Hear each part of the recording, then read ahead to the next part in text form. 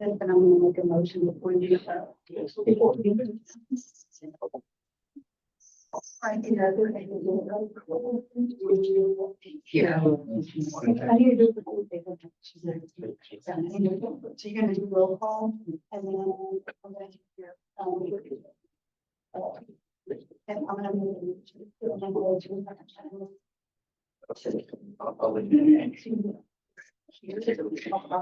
Yeah.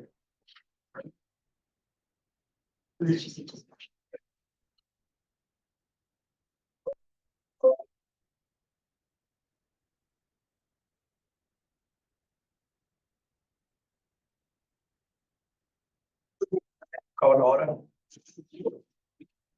And we'll start with the pledge.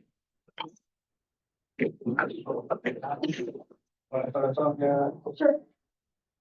Repeat after me. I pledge allegiance to the flag of the United States of America and to the republic for which it stands, one nation, under God, indivisible, with liberty and justice for all.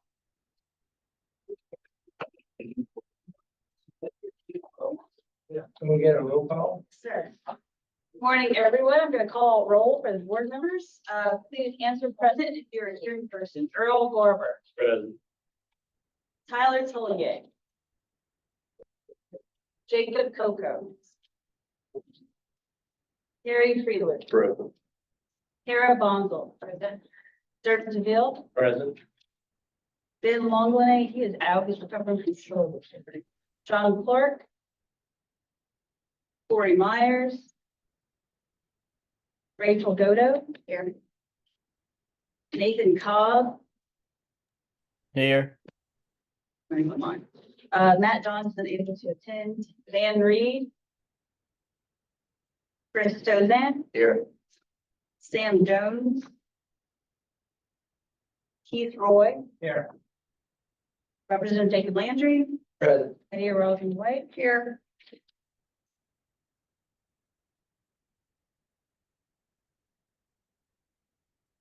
We have 9 members present, so we do have a quorum. For those of you who are joining us online, please type your name and your who you're with in the chat pod for us, please. Mr. Chairman, I'd like to make a motion to amend the agenda before we move forward. Any questions or comments? Second. I'll second. Second. First. Motion. Mr. Chairman, I'd like to move item 8 up to item number 6, sustainable funding, so that we have that discussion in the middle of the meeting before some people might have to leave. Questions or comments? Yeah. All in favor? Aye. Any opposed? Motion carries. Move on to technical advisory committee. Yeah, I can do your report out. So in your agenda packet, board members, we have 4 minutes, 4 meeting minutes to approve. I'm gonna give a little summary of our last technical advisory committee meeting, which was held on January 16th. So we went over a mission statement and a vision statement.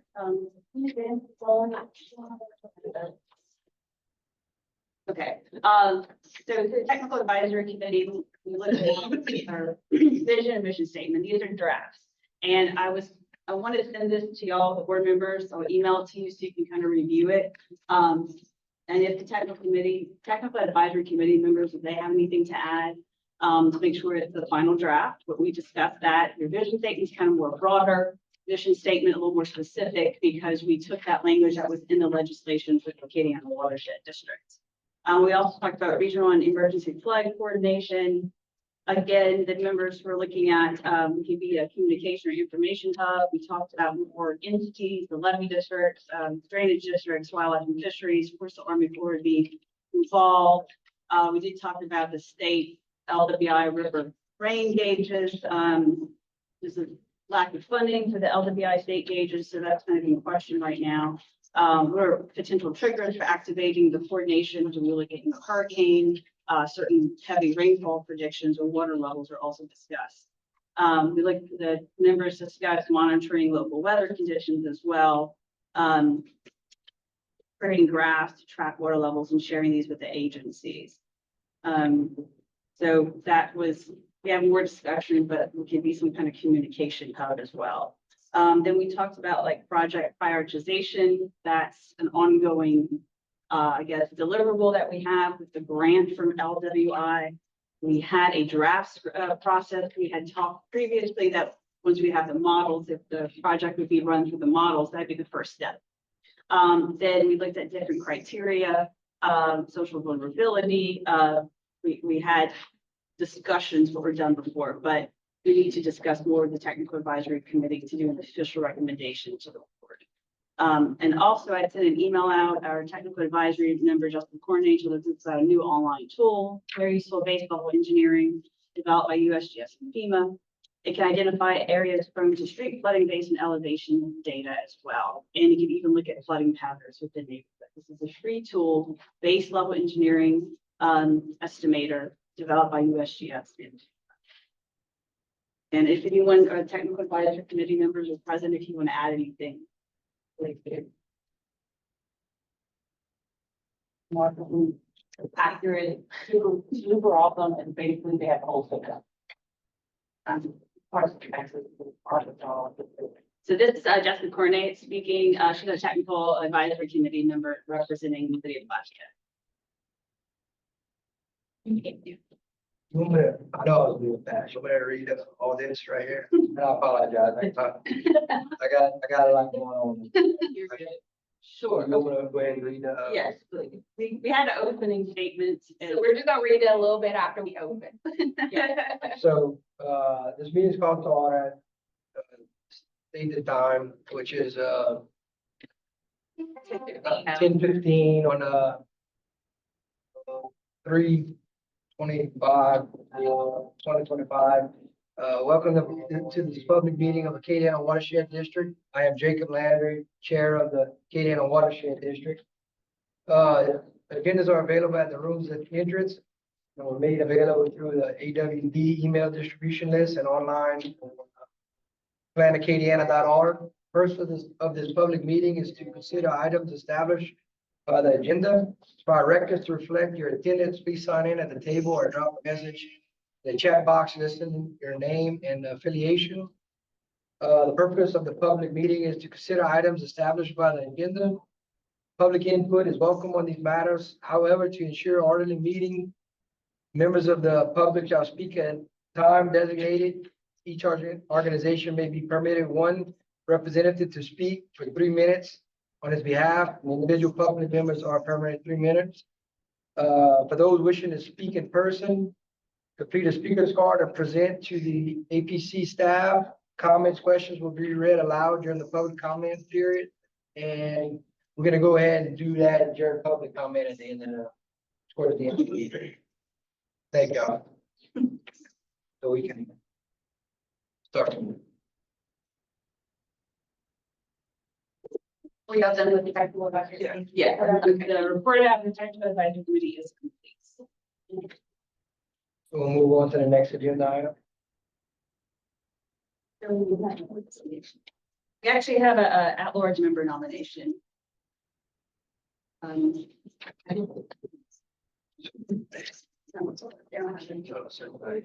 Right here was. Okay. Do we need to approve the minutes? That will happen at the next agenda item. Yeah, I'm sorry, I created the slide deck and I did not put a slide to show at-large member nomination approvals, although that is on the agenda. That's on me, I apologize. So we did the report out. Now we have the at-large member nominations, and these are at-large members that would serve on our technical advisory committee that are representing municipalities of less than 30,000 population. We have two slots for that, and we received 2 nominations. Mayor White, our Secretary Treasurer, nominated Mr. Richard Gregg. The nomination and his resume is in your packet. And then Mayor Arsenal of Maurice nominated Mr. Cassie Lejeune, and his nomination and his resume is in your packet as well. And again, these are non-voting members, and they're representing the municipalities in the district that have a population of less than 30,000. And I had sent that to y'all previously. The board members have that information for these nominated at-large members. Mr. Chairman, I move to appoint both nominees to the Technical Advisory Committee. Do you have a second? I'll second. Motion granted. Any, all in favor? Aye. Any nays? Motion carries. Now we can move on to the 4 meeting minutes, action summaries. We'll move ahead with the reading of the minutes, or We haven't read the minutes, but it was your packet. If anyone has any questions or you want to brief over it now. I know we. Chairman, I'm going to accept the minutes for the board, for both September and November as presented in the packet. any second? Second. All in favor? Aye. Any nays? Motion carried. So we're moving on now to, We need to adopt the technical committee minutes for October and January also. Mr. Chairman, I move to dispense with reading of the minutes and accept them as submitted. I'll second. all in favor? Aye. Any nays? Motion carried. So we're gonna move on to sustainable funding. Yes. Okay, so this is really just a conversation. I think at the last meeting, Mr. Earl asked, could we do a kind of separate committee to talk about funding? We had 2 people volunteer. We would like to have at least 5 people to get, somewhat of a discussion going on.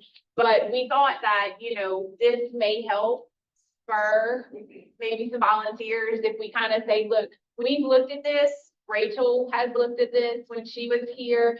These are some of the things that, we kind of brainstormed about. The first one is a stormwater management fee or a utility fee, where we could assess, every parcel of property, just $30.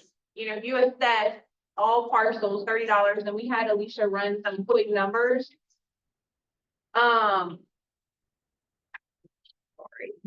We have 16 parishes. There are 2 parishes that we do not have parcel data for. If you just charge everybody $30, that generates about $14 million in revenue to fund this operation, fund projects, supply,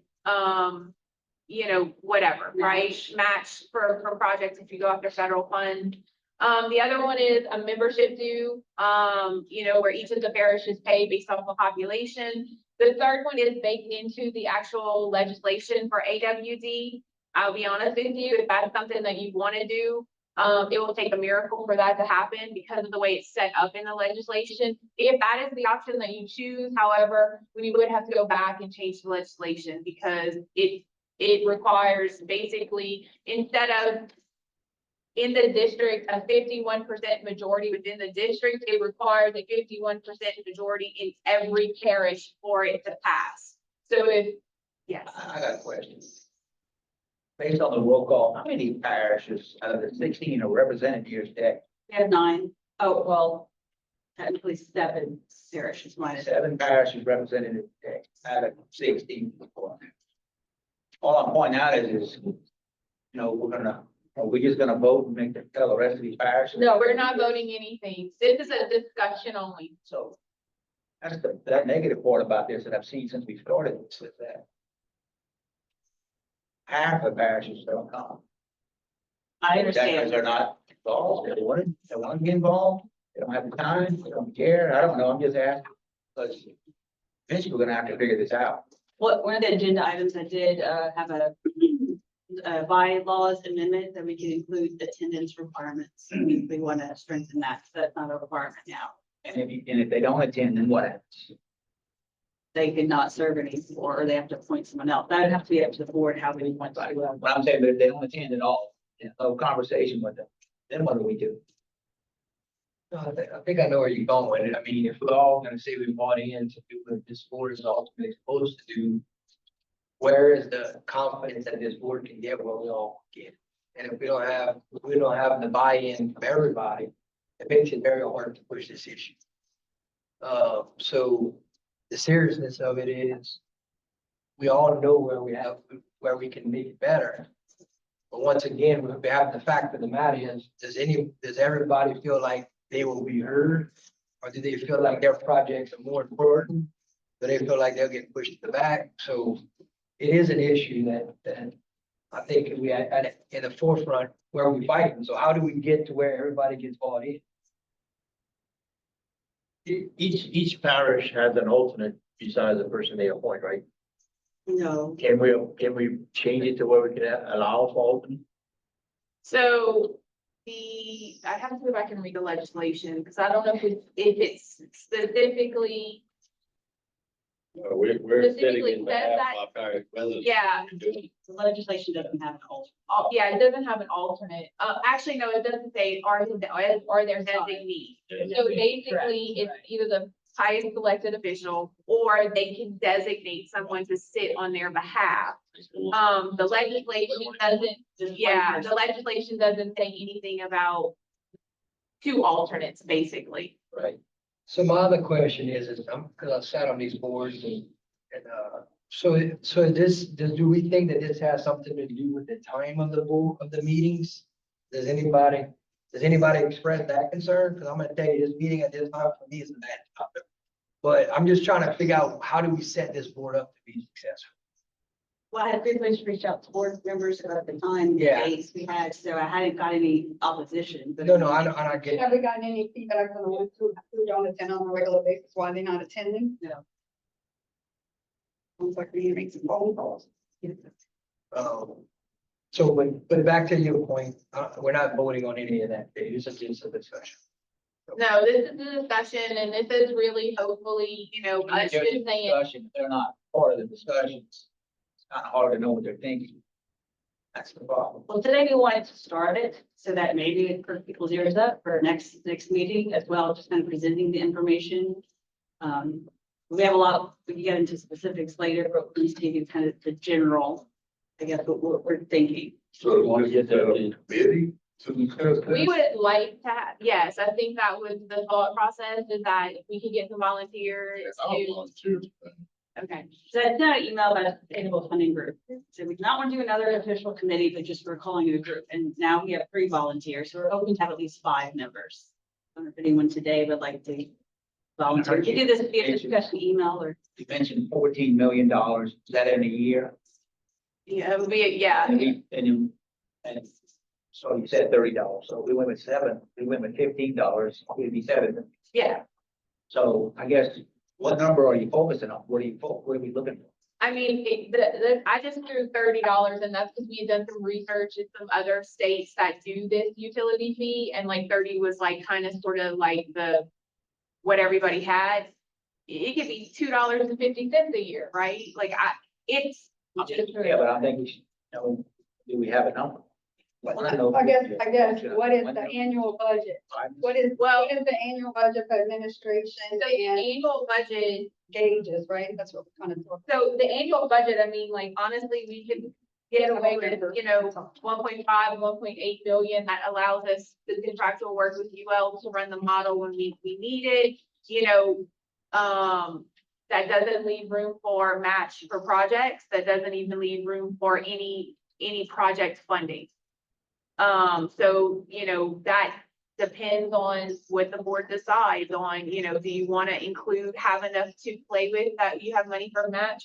Or that you have actual money to do project, so that way you're not having to go find federal funding or going to have to ask for capital outlay. So those are all the things that, you know, that dollar amount depends on what you want to do with the funding. Sure, but on the administrative side, what do we? About 1.8 million. No, but I had. But if you're gonna get- I don't want to say it in an Yeah, email. this, you ought to think. I here can that see this on has it. been a- Well, how much you know where to start for? Yeah, that's a You good know, base, 'cause if yeah, you're gonna say it's $30, I tell you, it's embarrassing. Commissioner, just a little bit here. that's a lot of money. So currently the state is funding through LWY $400,000 a year. Which ends in December. No, the state currently is funding out the LWY program at $400,000 a year. And that gets us half a person and a couple of people in office. And then some funding to do some contractual services for different things that might come up. Not really contractual services, no, not today's funds. So we have a number if we do it on utilities, on a membership dues, do you have a number of like? So- Population on the membership? No, I don't. No. Because that would depend on like whatever goal that you guys are trying to get to, that would kind of depend. On property millages, that's, I'm paying. It would take a Yeah, miracle. just put it out there, but It's in the legislation, which is why it's on there. So if we did utilities, like in St. Martin Parish, we don't own our utility system. So that would be taxed on our electrical system, that private system. you know, I can, go ahead. No, okay, sorry. I can explain. So this stormwater management fee utility fee. So in 2022, the state of Louisiana has acknowledged stormwater as a utility. Things like, Act 288. So I have that information. So that means that I understand it's acknowledged as utilities like the 42nd states, okay? Texas does it, Florida. So it's not a tax, but it is a fee. They give you a flat fee, sometimes based on previous services. Not have to go to a vote of the people, but your local parish government, like your council or your police jury presidents would have to vote to approve this stormwater management fee. And just real quick, I know we just threw out that number, $30 a year. Okay, we haven't talked about commercial or residential or agricultural, things like that. We also did propose, let's have some stake in the game for the parishes, what do the parishes themselves get out of it? We could have $30 a year total, maybe $10, a third of that budget could go to each parish. So depending on the number of parcels you have, each parish could have their own funds that would go through drainage maintenance and water quality as the stormwater utility is recognized by the Louisiana legislature for water quantity and water quality. And then the rest remaining of that budget could go to what we're doing here for the Acadiana Watershed District. So just wanted to, that's just something we had talked about. But wherever the money collected from, is what I'm saying. You would, So like as a municipality, I bill out utilities, it would be an additional utility fee on a utility bill, right? or the tax assessor. Yeah, like, or you could add it like, Because we don't have utilities. right, like you could add it as like if you cut grass, right? Right. Like a lot of municipalities or parishes will lien the property, the assessor collects that lien. So you can potentially, there's a lot of homework that has to be done and a lot of research, but potentially you could use the assessor as a collector of the fee. So, as a discussion, property millage to me is, Nobody. no. No, and again, it would take a miracle, like. Well, we also, I hope we look at it in a bigger picture. Now, my colleague right here is sitting to my right, and we just did a heavy haul, I think, in the state capitol. So there are certain things up there that I'm not willing to push, or be part of. So let's focus on membership dues, and don't you already have a start, Lake Charles, do I have a star management fee or something? So I was just telling Chris that Acadiana Parish, we actually charge a fee for new development that comes in. So when they actually pay their permit to our planning department, I think it's like 25 cents on the square foot.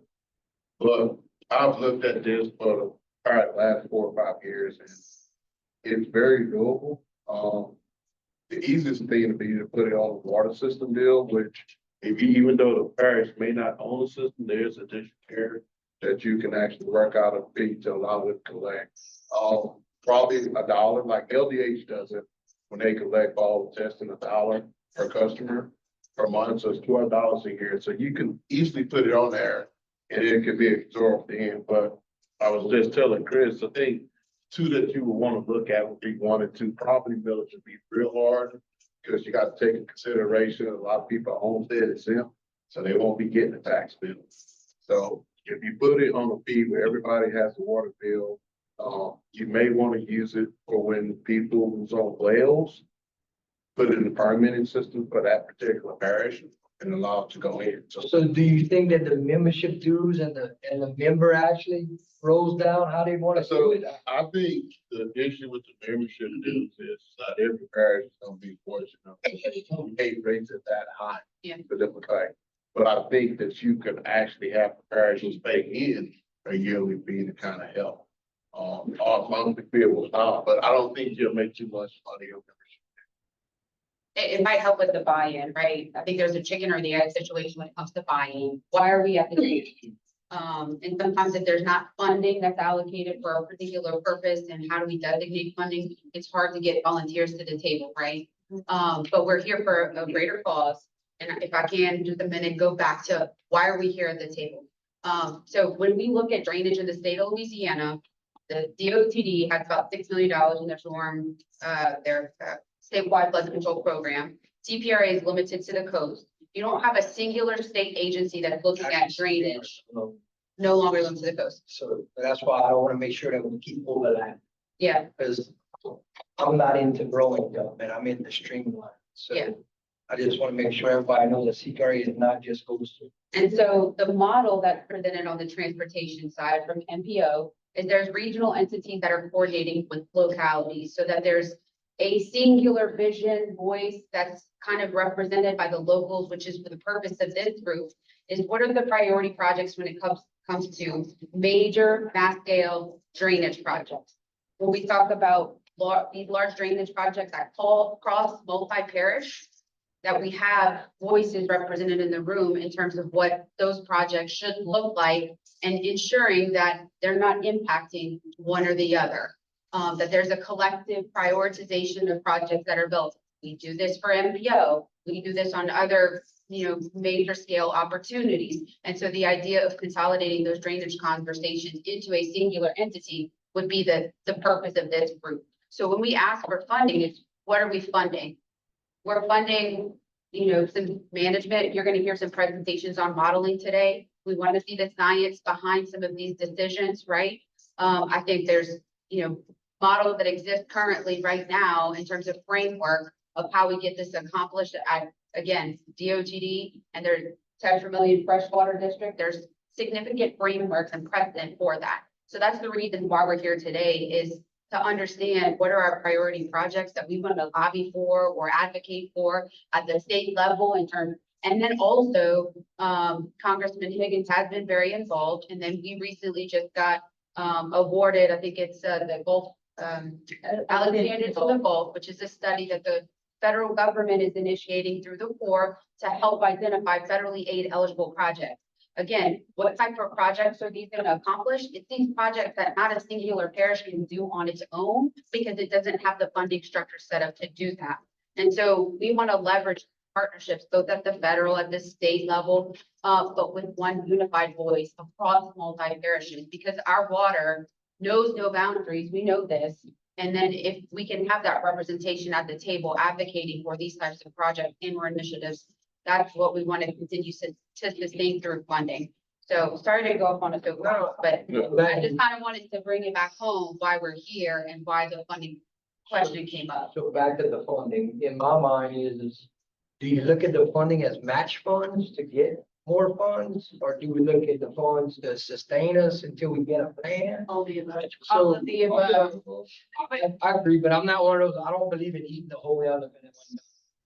So my thing is, if we're gonna talk about funds, where do we want to be in a year, 2 to 5 years? I know everybody So wants. in my opinion on that is you gotta look way past local project. You gotta look at multi-jurisdictional projects. So it might be I was just curious, St. Landry, Lafayette, St. Martin having the issue going on. Well, where would the project best fit that drainage issue to develop there? It might be to the local parishes, this group can lend money or use it as a match to help get federal funding. So you can use it at different levels, but if you're looking at bigger regional projects, which would be several $1 million, if not tens of millions of dollars, you know, it's gonna take a couple of years to get there. So it's going back to what your objective is, what Rachel said earlier, and then sitting there on which way we want to go. We want to become an assistant and helping the bank funds to be that local match for these different parishes. You can do it that way. But it's gonna come to everybody as a parish working together, somehow put something in as an ordinance to be able to help do this. So I agree. I just feel like back to when the start of this, the heart of the conversation is who's bought in, Right. Yeah. you know? Cause you may have some people from the north say that something may be more important, but everybody's water drains south, you know? Yeah. So And it's really to have hard funding conversations when what is the project? What is the measurable result? You have to sell what we're doing to the public before we can ever talk about funding. However, the funding conversation needs to start at some point, I agree. even That's if fine. it's 2 or 3 years down the Yeah, road. maybe you can set up like a trust fund and say, if you want to do a local project, this could help be your match. Carve out some of that money to help the loans. No, and I agree with that, but I'm not into any of that unless there's something that's identified. And what I mean by that is, so for me, it's a timeline. You can't build a house if you don't have a house plan. And that's where I want to get. If I'm gonna be on this board, I want to get to where, how do we ask people to pay that and not have something to show? I know it's hard. It's the Which is chicken why you before have the to egg, go but read. fuck before the horse. So, I just think on our side, property millage is completely out. If I had to pick between 1 and 2, what would be best fit for our parish on the collection, I think utilities would be the way to do it. But I think you allow each parish to decide what utility or how they want to collect it from. We don't have a basic utility system. We have a lot of private water systems in our thing. The one thing we have in St. Martin Parish, and if we do, we have mandatory trash pickup. So we can do it through our trash pickup. We could add the fee to it on there to be able to collect. But I agree with you 100%. Everybody has to buy in, and everybody has to pay their share. So if we got all these parishes and we ain't got but 4 or 5 put in the money, I mean, it's not gonna work. Everybody's gonna have to be, whatever's decided on, is got to implement it. Every parish that's bought into this or that's part of it is gonna have to pay their fair share. So if I can help out, I think this is kind of a side discussion that should, continue to take place with a smaller group. I know we have quite a few presentations to get through. So, And I would propose that the next time we discuss this, that we look at the current budget of what we're operating on with the gauge, the price of the gauges, because I know that's part of the discussion, the administrative cost. So we can have a starting point number. I think there's also been some projects identified, right? So we do, there is a breakdown, and I'll get a lot of emails from you guys, send y'all our operational budget breakdown. We did estimate that, but I will send that out again. We just want to bring to start the conversation so we can move it into like the fun. But yes, I do have those. all right, we'll move on to the next agenda item. And where we at? We had the LWI Region 5 watershed model. Yeah. Presentation by Dr. Garland.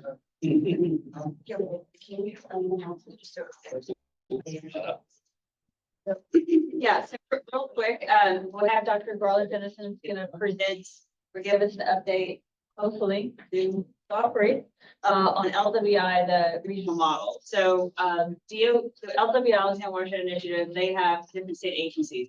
DOTD is in part of the modeling. DOTD contracted with various engineering firms for each watershed region. So we're in LWI Region 5. So we have HDR engineering, and we have 5 new watershed models. We have Million, Tesh, Mermentau, Headwaters, some interaction, I guess, with the Checkline Basin. So the models were, Marlon will explain this, but I believe complete, but they're also working on a future design scenario so we can help predict the future storms. And they were working on a proof of concept for that. And so that's what Garland or Dr. Finnison is going to explain to us. Yeah, I'll sit on that committee, but we just don't. Maybe for the finance. For the, Oh, for the funding, yes, Yeah. for volunteers. Thank you.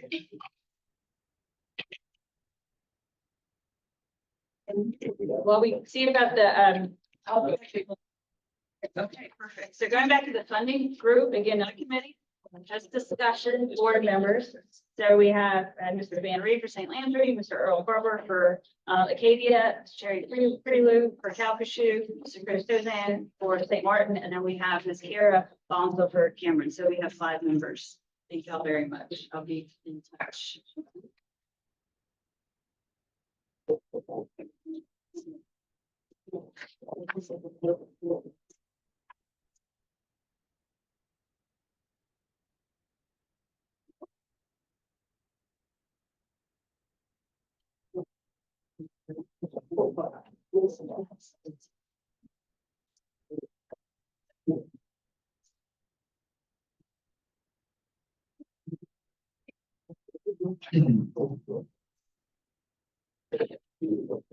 Yes.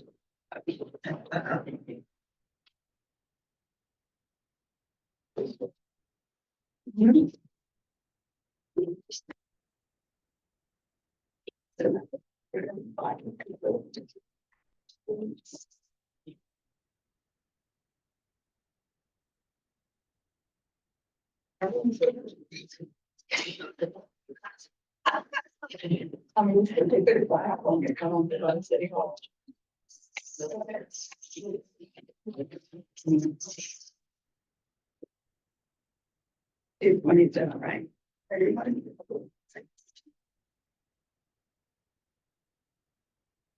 All right, no, I'm happy to do one over.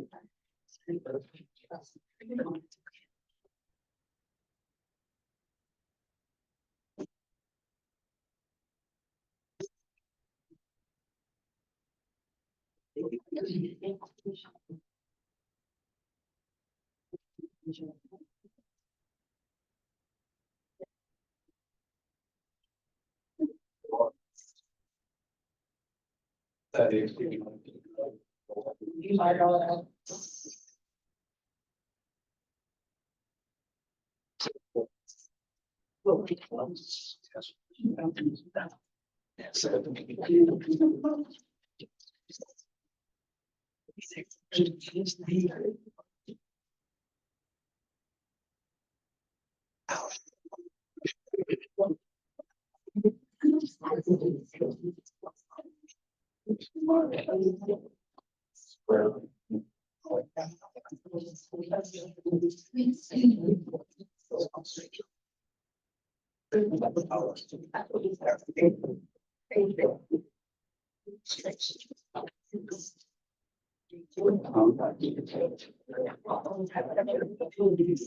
Yeah.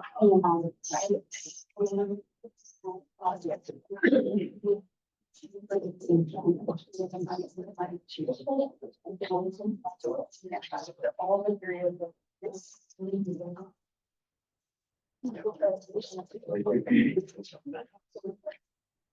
Yeah.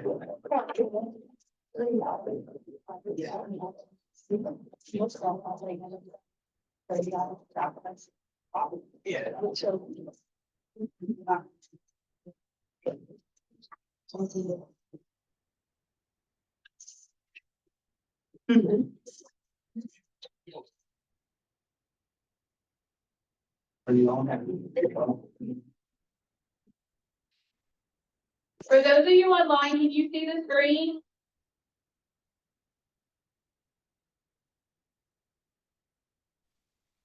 Yes.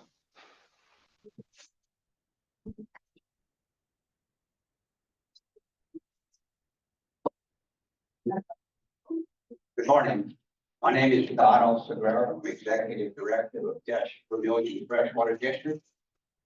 I think I've addressed this group before and going through the operations of our freshwater district. Today, we're here to talk to you about some of the modeling that our district has partnered with ULL Flood Center to accomplish. Dr. Imad Habib is going to give us the results, talk about some of the results of the modeling. Before we do that, I'd like to give you just a brief reminder of what it is that our project does within the watershed. And I have a few slides that I brought, took them out of the major slide presentation that we have. I picked a few of those slides, go over some of the things that I think you would be interested in seeing today. Outlined in yellow on this slide is the boundaries of the Tesh Vermilion watershed. You can notice that it's on the north, all the way up to Alexandria, all the way down to Vermilion Bay, east and west, Port Blanc Bay, even down into Mexico. Look at what forms the boundary of the watershed. On the north side and on the east side, it's protection levees. These are not our natural boundaries. They were made, installed as part of various flood control efforts. On the west side of the watershed, this is high ground that forms this boundary. All the way up from Alexandria, all the way down through the lower part of the watershed. When you get down in the lower part of Vermilion Parish, there is a little bit of intermingling between the Tesh Vermilion watershed and the Mermentau. Hey, excuse me. Sorry to interrupt. The slides are not advancing online. Okay. What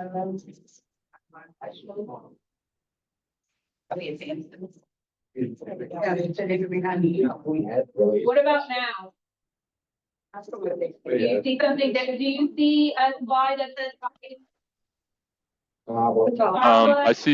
I see the first slide, the Tesh Vermilion freshwater district slide, and the full PowerPoint,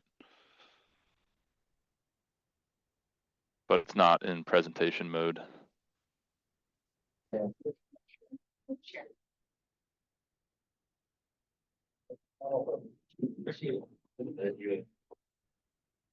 While we're doing that, I might add that the watershed is divided between, I like to divide between the northern half and the southern half.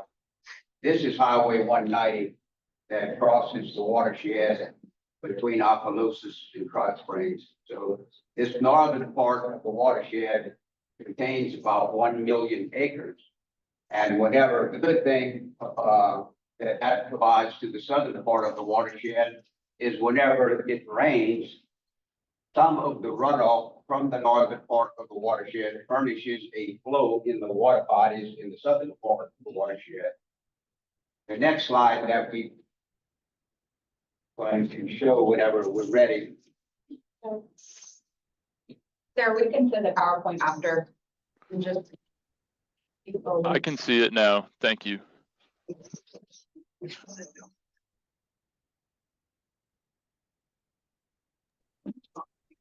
I can as well. Okay, can you go back one slide? So as Representative Landry was saying, slope is from north to south, the same as it's the same thing in our watershed. You can see the elevations up in the northern part quite a bit higher, but the slope is south. There are water bodies that run through the watershed, basically Bayou Catawba, which runs up, changes names a couple of times, but it's that same water body goes all the way up to Alexandria. And on the east side is the Bayou de Glaze diversion channel that brings water down. All of the water from the northern part of the watershed tends to want to drain into this area, which makes sense because that is where Bayou Catawba flows. At one time, it flowed into the Atchafalaya River at that point. Next slide. The southern part of the watershed also elevations from north to south. What's unique about this, you might see this elevation of this bayou, part two or Cypress Island swamp is almost the same elevation as it is in Metro Coastal City, with some high ground in between. So I think that's one of the things that, we see whenever water starts draining, we kind of see it flowing both ways. I think some of that reason is because of that large area of Cypress Island, swamp. Next, slide. So the Tesh Vermilion Freshwater District is, made up of 4 parishes: Lafayette, St. Martin, Vermilion, and Iberia. It was set up in the late 60s, and it has been funded by a millage that is approved by the voters every 10 years. Next slide. So the mission of the watershed is of the district is to improve water quality in Bayou Teche and the Vermilion River. We also improve water quality in Bayou Ami, and we accomplish this by supplying a flow of fresh water throughout the watershed. Whenever there is not sufficient runoff from the northern part of the watershed to furnish that flow, then we have a pump station just north of Hot Springs, and we are able to supplement flow by pumping water from the Chapalaya River into the watershed. Next.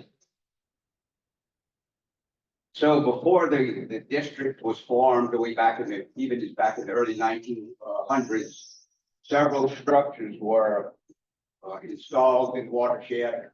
They were already in place. I'd like to point out what these structures were. Next slide.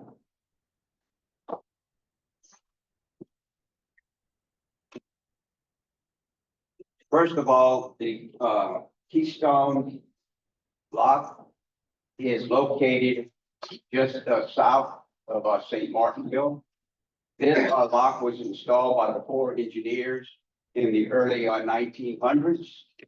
The purpose for this lock is to hold the water level up in the upper part of Bayou Teche. There was not sufficient water in that area.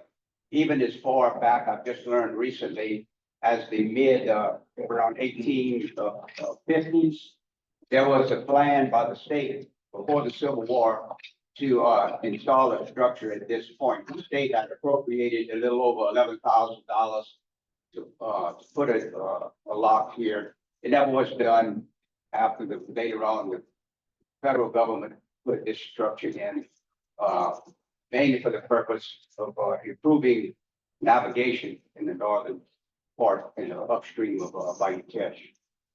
Next slide. These are the Catawba weirs.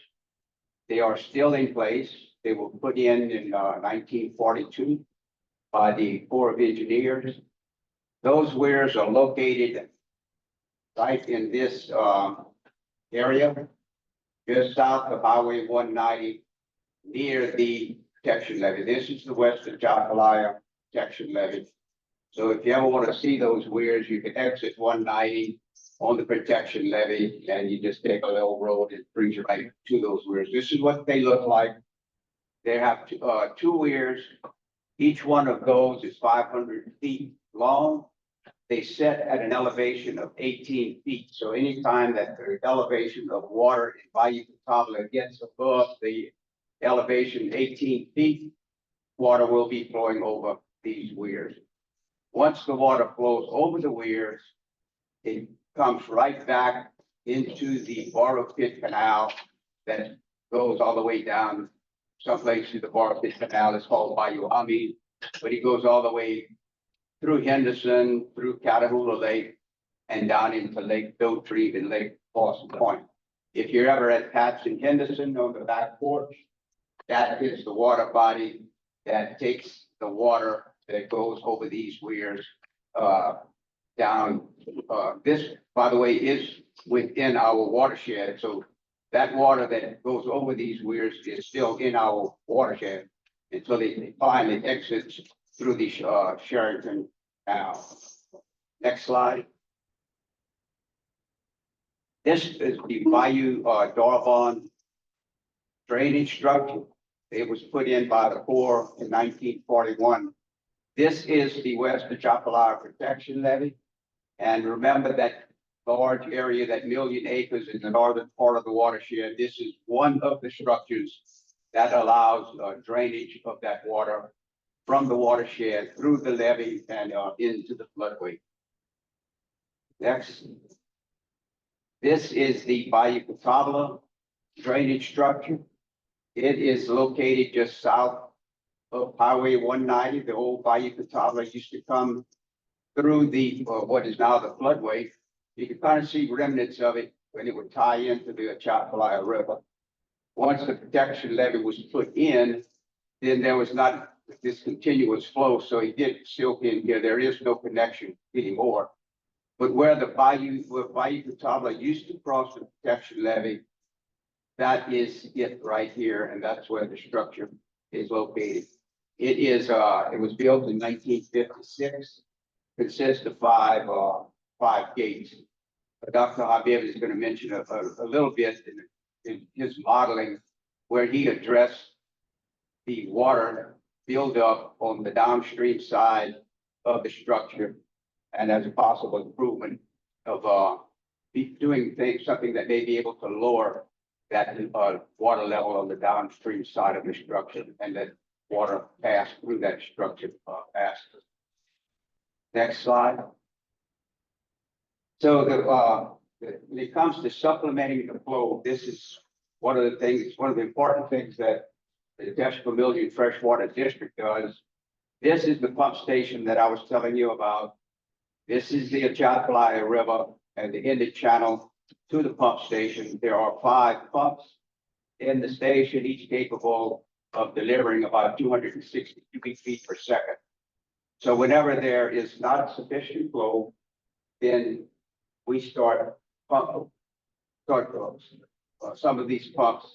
If the drought or the lack of rainfall continues for a long period of time, we may go up to running as many as 4 of these pumps.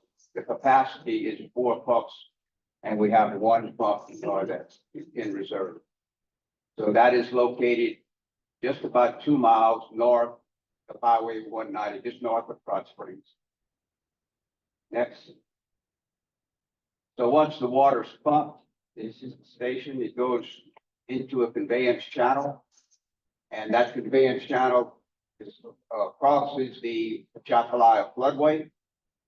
North of Highway 190, it's about 6 miles distance where the water that we're pumping travels through that through these double levees across the floodway. Next slide. Along the route, there is a major drainage canal. It's called the State Canal. So there is a siphon that passes underneath this canal to bring the water from one side to the other, not to restrict flow.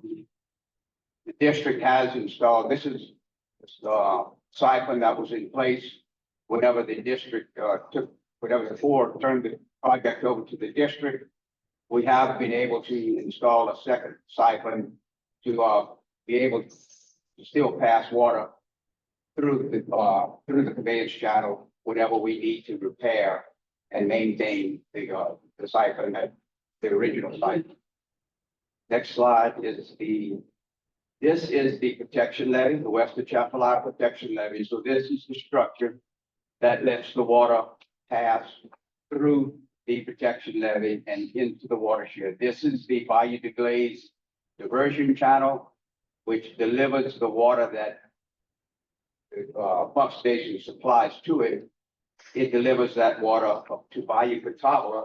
So therefore, you're creating that flow of water by supplementing it with the pumps. You're delivering that water into the watershed. That's the point at which that is done. Next.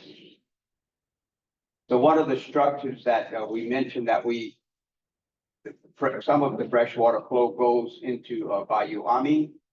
And this structure is located near the Catawba drainage structure. And it lets water go into that borrow pit canal on the west side of the protection levee. So that water that goes through this structure flows all the way down the borrow pit, through Henderson, through Catahoula Lake and Lake Trees and Lake Cross Point. It's the same place that water that flows over the weirs goes. So whenever there's not adequate rainfall, Bayou Catawba drops, so there is no water going over the weirs. So the intention for this structure is to supplement the water that normally wouldn't be going over the weirs if you would be getting sufficient rainfall. Next slide. This kind of sums up what we've been talking about. This is the conveyance channel. This is the Bayou de Glaze diversion channel. Water, once it gets through the levee, drains into the old Bayou D'Arbonne and connects into Bayou Catawba, which goes west to Fort Barrier. We'll have a slide that will actually show that. This is where the Bayou Catawba drainage structure is located. This is where the weirs are located, and this is the canal that water body that brings the water that goes over the weirs into the borrow pit.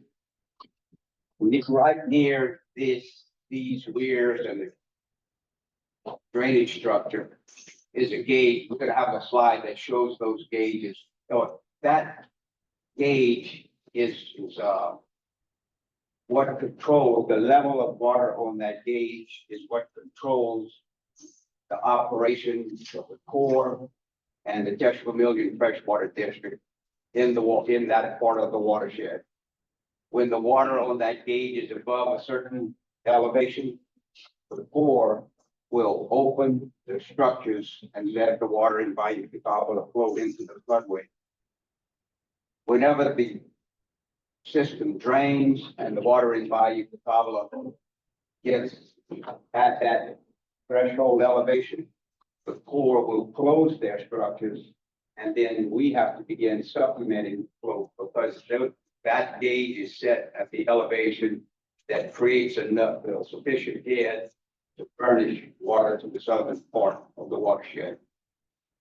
So whenever we see those gauges on our slide in a minute, you'll know that they are located right in this area. Next slide. So this is the conveyance channel. Water gets into the diversion channel, gets into Bayou Catawba, travels west. This is Fort Barry, and this is where Bayou Teche joins Fort Barry. So here's where the flow that we're pumping, that water is going toward Fort Barry and Bayou Catawba, then turns south in Fort Barry, flowing down Bayou Teche throughout the parishes of St. Landry, St. Martin, and Lafayette, Pavilion, and Acadiana. Next slide. So once the water gets into Bayou Teche at Fort Barry, gravity flows south downstream to Orneville, and this is where Bayou Fusilier joins into Bayou Teche. Bayou Fusilier is just really a different name, but it's an extension of the Vermilion River. So if you are at Little Big Cup in Orneville, you go out on the back porch and there's a little water body, that is Bayou Fusilier. You go down Bayou Fusilier about a half a mile, you'll see this weir. This is one of the structures that is part of the Teche Vermilion project. And the Corps put this weir in to restrict the amount of water that goes into the Vermilion at this point. This is the first place where water gets into the Vermilion. So this water flows, there is no stopping. It flows 24 hours a day, 365. there is a way to reduce this flow. And that is whenever we lower the level of volume tolerant at certain times of the year or in preparation for storm events, then that lowering of that elevation will reduce this amount of flow going through volume fusing weirs. Next. So downstream of in Bayou Teche, go through New Iberia, go through Lauraville. Just south of Lauraville is a canal that the Iberia Parish dug in the early 1900s to connect Bayou Teche with Lake Fawcett Point. It's called the Teche Lake Canal. Some people also call it the Lauraville Canal. But in designing the system, there was concern that water that was in Bayou Teche, that was being pumped into Bayou Teche, would be lost through this canal, and the flow would go into Lake Fawcett Point instead of staying in the Teche and going on through New Iberia. So this structure was put on that canal to keep that from happening. This structure holds back about 6 inches of water and forces it to stay in Bayou Teche. We are currently dewatering this structure for the first time since it was installed in the late 70s. And we are in the process of dewatering it and inspecting all of the features that we can't see underwater and for maintenance and for restoring, bringing it back into its original condition. Next. So the root canal structure could also have been put into that category of structures that were already in the watershed before the Teche Pavilion project was built. So the root canal structure is located on the root canal, which is south of Rope Bridge, about a couple of miles south of Rope Bridge. Root canal connects Bayou Teche with the Pavilion River. And this is the structure that's located on the Teche end of the canal. This is how we regulate the amount of water that gets from the Teche to the Pavilion by opening and closing these structures, and depending on need, then we adjust the flow. If there's more need in Bayou Teche, then we can close down on the flow that's coming through the structure. If there's more need in the Pavilion, then we can open up the structure. It's completely up to the discretion of the commissioners that operate the project, but it's all based on need, and there's very, at least since I've known of the project being in existence, there have never been any arguments or any complaints from one of the parishes. They've always cooperated in how the water is provided. Hey, Donald, sorry, I jumped into you, but I know it's a couple of them on the leave earlier. Okay. I just want to make sure we'll convey everything you wanted to, and then Iman talked about it. Sure. Very long. Sure. I think the next part of the presentation is going to be what we do in preparation. We do have a policy in place for storm preparation, and a lot of the modeling that Iman is going to talk about is what we do and how that impacts the water levels of water in the watershed. So the commissioners got with the flood center because they wanted to do everything possible, reduce any kind of impacts that the operation might have to flooding. So we asked the university to model what we do and to come up with any kind of suggestions if they see that some improvements could be made. So and we did this both on Bayou Teche as well as the Pavilion. So I'd like to turn it over to Dr. Javier from the Flood Center to talk about the results of the modeling.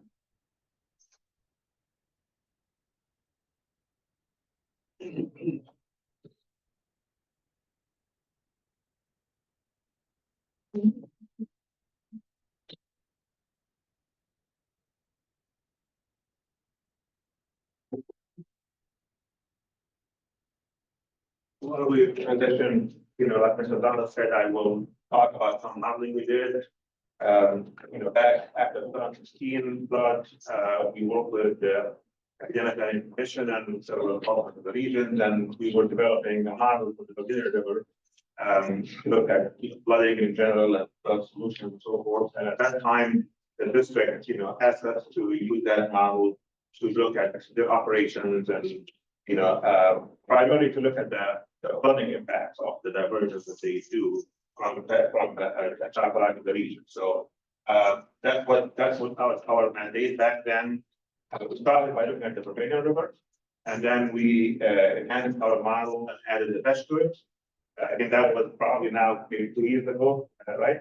And that's what I'm going to speak about today, focusing on simulating what the district does by diverting this flows and looking at what if they don't do that or what if they do something different. So like what if scenarios, once you develop the model, it becomes a tool that you can use to analyze and play with it and assume things and pretend that, okay, what if this happens or that, and try to kind of, get answers and inform the decision making of the district, and also give the region an idea about how these operations help or not help, look for other solutions. So,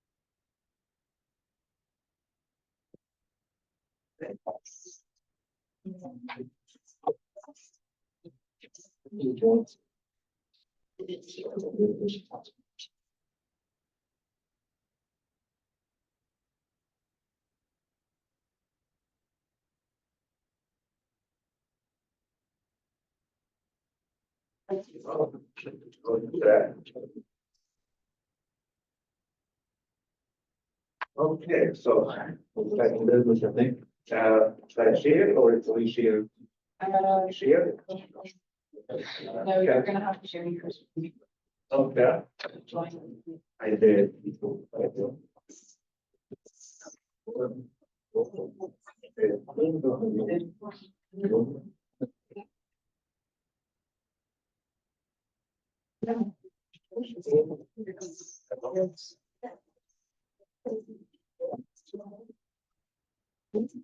If we can't share the screen, we can people in the room, you guys just try to pay, you can share your presentation later.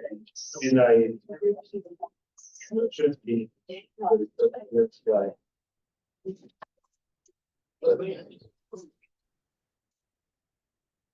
Stop sharing. Stop sharing.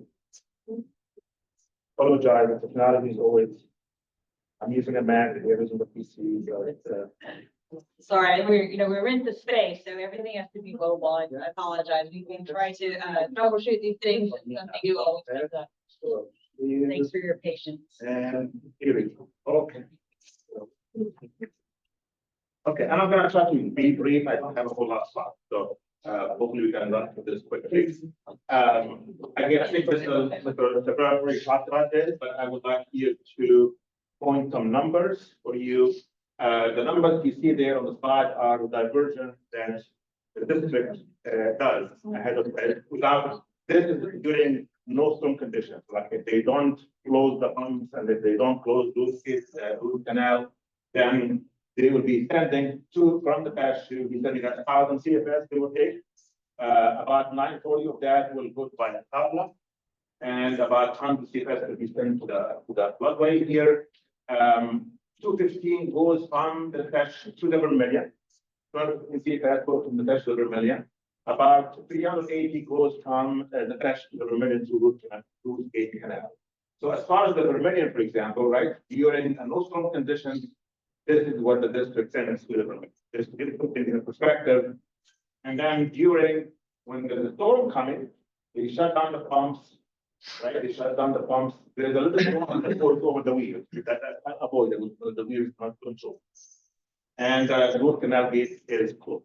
So they do that ahead of storms or during storms. And just back to these numbers again, if district ships about 1,000 CFS to the entire watershed, to put that in perspective, the flow in the Vermilion River, does anybody know has no idea about how much flow goes to the Vermilion River during a storm condition? Hundreds, thousands, actually in order of thousands. Thousands of CFS, sometimes it gets to 6,000, 7,000, 15,000, 20,000, right? So it's a lot more that actually got in the river during storm conditions, right? Just to put it in context, right? We are sending out 1,000 CFS, but we want to see if this water here actually is going to hurt the Vermilion during flooding conditions. So what we did, like I said, we developed a model, again, without going into details. This is what the model looks like. For the entire watershed, again, we added a section later on, so it actually contains both sections Vermilion connected because the two rivers actually work together because of these diversions and blah, blah, blah, all that stuff. That's the weir, this is Root Canal. So you have those two entry points to the Vermilion River through Root Canal and the weir. Okay, I'm gonna fix that. So what we want to look at, as far as this is concerned, is we want to evaluate the effects of the district operations, operating the pumps and opening the root gate canals. How much that is gonna actually, they do that too because they want to lower the water level in by shutting down the pumps. They close the root canal gates. So I want to see how much that is helping in terms of lowering flood stations. And if they add more, if they do more, or if they shut down the pumps earlier or later, how is that gonna help or not really? And then also we want to put that in perspective to see how is that related to what happens in the Gulf, right? During tropical storm. Because that's most of the time when the decision is to shut down things is when the storm coming in the Gulf, or even during inlet storms. Next week. Okay, yes, thank you. So like I said, we gonna play some scenarios, but the scenarios, right? We're gonna simulate first for the district and then reverse.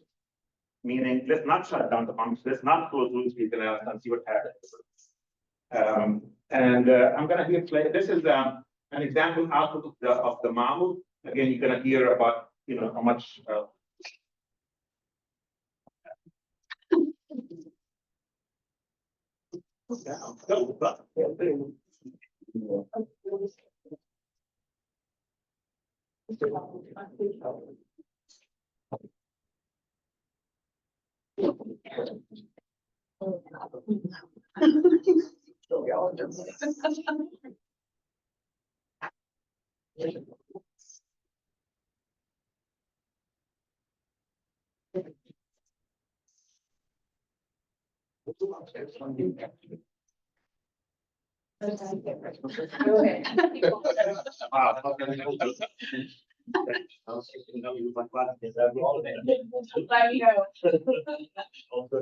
Okay, what you see here is a profile of the Vermilion River, right? So the black line at the bottom here is the bottom of the river, and the blue line at the top is the Watershed profile, right? So if you're riding a boat, that's what you're gonna go through, right?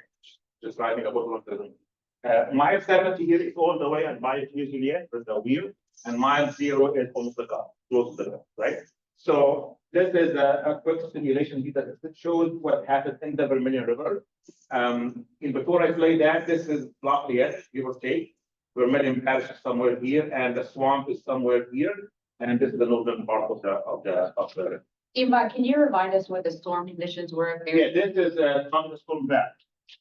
So And how much rainfall did we this get? was the equivalent of a 2-year rainfall storm. It was not the most intense storm. The Gulf conditions were about 6 feet. The storm surge, again, not the most intense tropical storm, but that was, I think, I believe the first time, I think the district working with the British Pavilion, with the British Pavilion folks came up with a strategy to actually try to enact these things ahead of tropical storm. So this was the time, and it did help. I'm going to show how much it helped when they did that.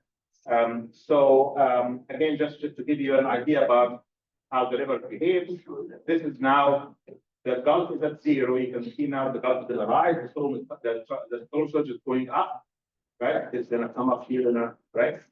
Here you go, right? And it's that propagating upstream. The Gulf now is gonna come down, and now the watershed is more controlled by what happens inland, right? The rain. So you have 2 regimes. One is because of what the Gulf does, the watershed, and then the other regime is when the Gulf subsides.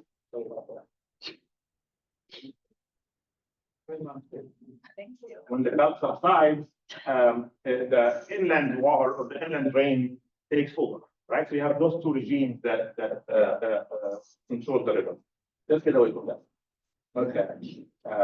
Maybe one more time.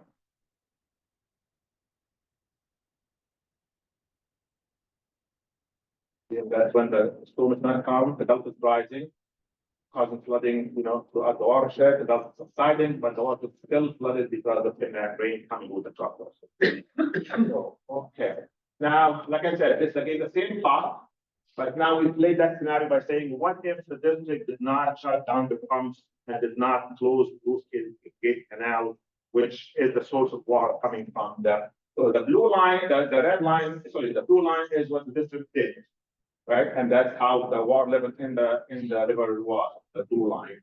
And now when we open the canal, we pretend that we're going to open the canal and not the gates, I'm sorry, and not shut the pumps, we can see an increase in the water profile by this much. You can see the difference again, the y-axis here. These are some numbers. So the most benefit is seeing at right there in this area, south of the swamp, and in that area is about half a foot or so. And then that effect, gets less and less as we travel downstream. So that's one benefit what this does during a tropical storm like Barry, where it was able to drop some of the water here. But again, it does not help here that much because this divergence here really do not impact the downstream sections or whatever that much. So we also want to ask ourselves, so what if we had a more intense storm? What if we had a storm that caused actually a much higher surge in the Gulf, right? Just to understand. So we pretended or we assumed that, okay, well, we had another storm called Laura. So we took that surge that happened with Laura and imposed it on back. The same amount of rain, but we just pretended that the Gulf was high. What if the Gulf was high, the same amount of rain? And when we do that, we found actually that when the Gulf is much higher, right? Now it reached about 8 or so. Actually, the Gulf condition, the storm surge takes over, right? Takes over, and the benefit from what the district does becomes minimal compared.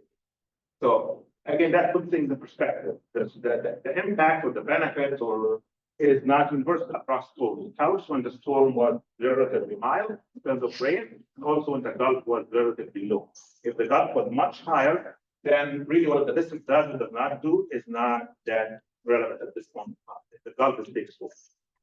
And so you might know how that top swamp does benefit the river. Absolutely. And right. And I do have a slide, not here, but if we also did some scenarios, not much related to this, but it's very informative, where we also pretended what if we didn't have the swamp altogether, right? When that swamp was not there in our region. And we found that Lafayette would see an extra about 10 or 15 feet of flooding. So the swamp, takes a huge amount of water on the river to the swamp. I guess I have a slide that talks to that too, but I'll be happy to share that slide with you. Again, just to put things in perspective. I know this is a busy slide, but I'm going to break it down very quickly. What you see here is the amount of water that comes over Diddley Weed, the black line. Again, 1,000, 2,000, that's the flooding condition, right? When there's so much water in millions, so the biodiversity rate, that's the only thing that brings water at this point in time from Tesh to the Vermilion, right? And look at the other sources of water that comes to the Vermilion. These are all coming from the Tui, from the tributaries, from Eldekan, right? We had a conversation this morning about how much Eldekan, how much Mapuli mean, and all that brings relatively to the what the district puts into the river. So again, that speaks to the need of detention. Again, the swamp does it far. I know the parish is working on several projects to install detention and what have you. So again, just to put this in perspective and give you an idea of what are the potential solutions. So these are some of the results, summary of the results for the phase one. I'm going to talk about phase two, which is the test. Again, quickly, I hope I'm not taking too much time, but what the district does helps the Vermilion River by a max of 0.4 feet during tropical storm like Barry. That benefit is not as pronounced downstream.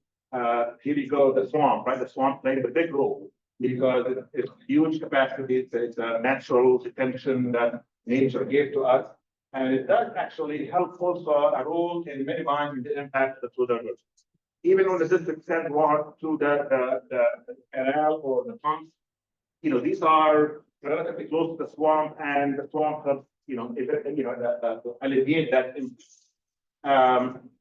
Like I said, the river stages in the middle and lower reaches of the river, Lafayette and South, are more controlled by the tributaries that bring water to the river and also by the downstream.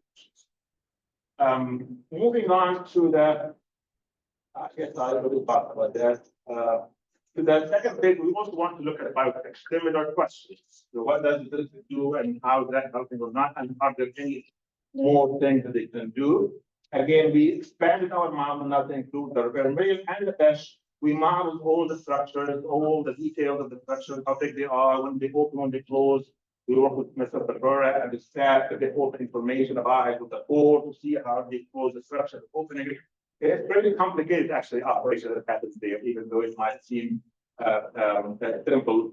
The weirs, the Grimmett Canal, by the way, I visited the weirs, like Mr. Segura said, I traveled there with Mr. Dave Dixon and Carl Shopper, if you remember, Dixon, he took us on a whole day so if you actually have a time, you go and visit, we'll give you a quick insight about the options. So we do all of that and run it to the model again. And this is what we get. Again, this is the biotech. Now, same thing, looking at biotech. When the district closes or reduces, when the district lowers biotech by shutting down the pumps, and the biotech sees a reduction of about 2-point-something feet in a storm of that. Now, this is actually an inland storm, about 10-year storm that happened in back 2014. So you get this much reduction. You get a little bit of increase. And that increase happens right where Bruce Canal is. And no surprise, because Bruce Canal is closed, right? So that water used to go from the Tesh to the Vermilion, and because they shut it down, then there's a little increase here and around Bruce Canal. But that area is pretty level, right? There's not a whole lot of concern there. So the benefit is reducing flood elevations in the Tesh in this area about 2 feet. During tropical storm, Barry, or a situation like that, the benefit was about 1 foot or so. Again, the same increase that happened at Bush Canal is obvious here. Another scenario here, typically the district shuts down the pumps maybe a couple of days before the storm is coming, right? Now the question is, can we shut these things earlier, much earlier, to provide more storage in the watershed for the rain when it comes, right? So we did that, and we shut it down like 6 days, 8 days, 12 days, and what have you. And we noticed that if you do that, of course, the water level inside the tumbler will drop. And quickly. This is before the storm came, right? That's everything is quiet. So it will drop below the threshold that the Corps actually set for them to keep it. The Corps wanted them to keep the water level between these two elevations. So same thing with biotech. The water level will drop, and there's not much flow happening in both channels. And of course, that can have water quality issues, almost like a stagnation of water here.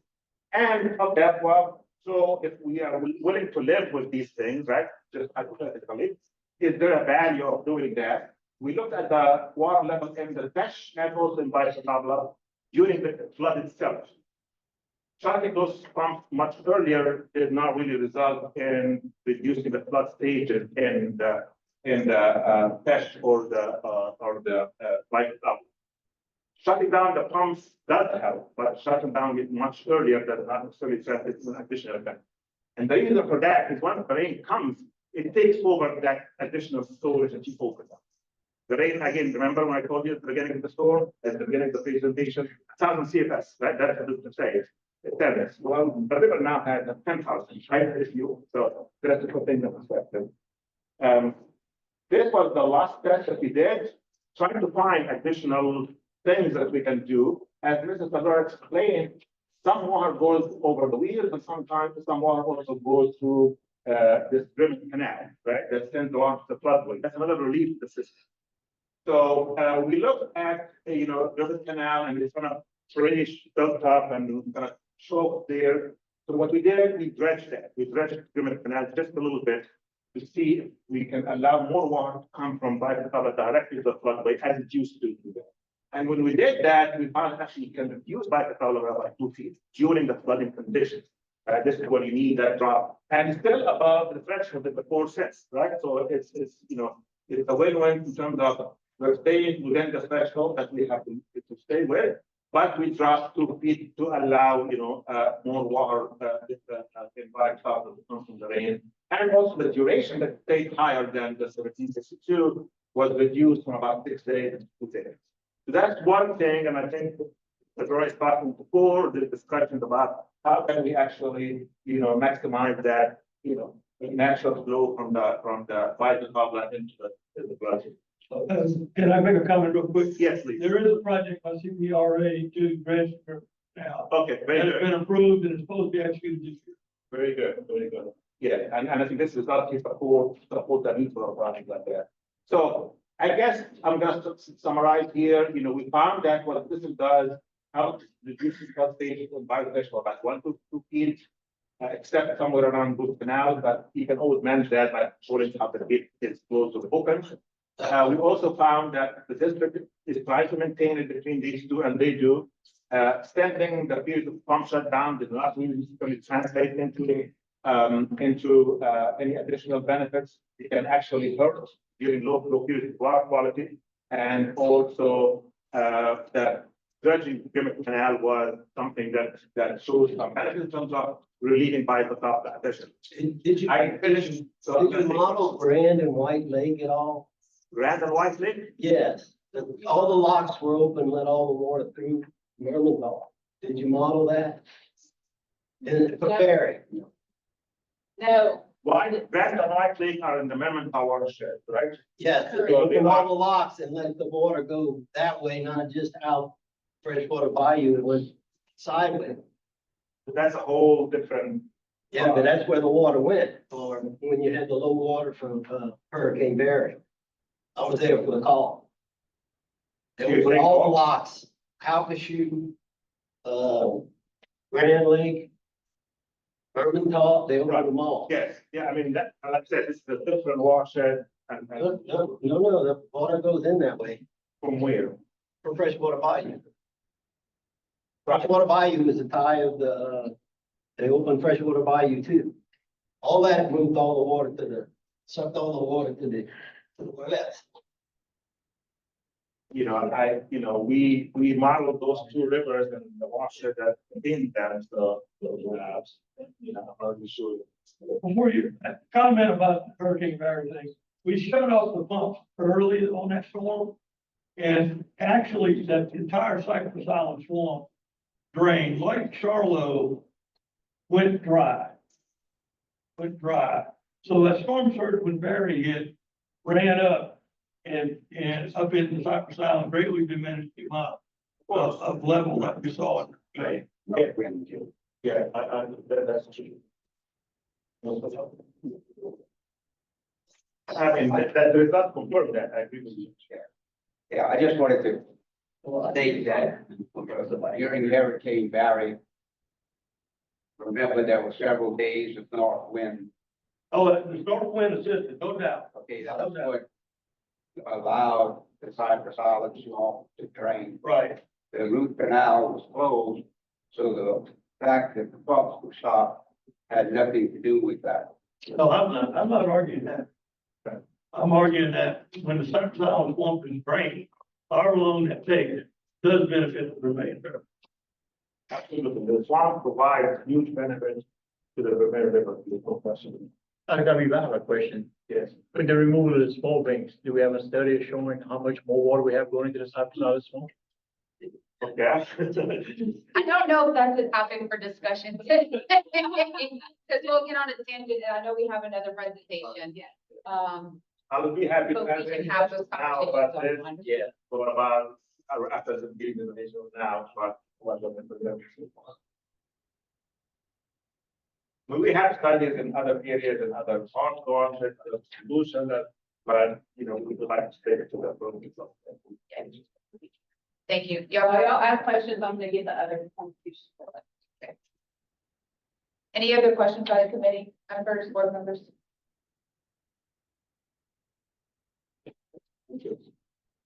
Thank you, Dr. Habib. Thank you, Donald. Next agenda item will be the presentation of the LWI Region 5 watershed models by Dr. Garland Pennington.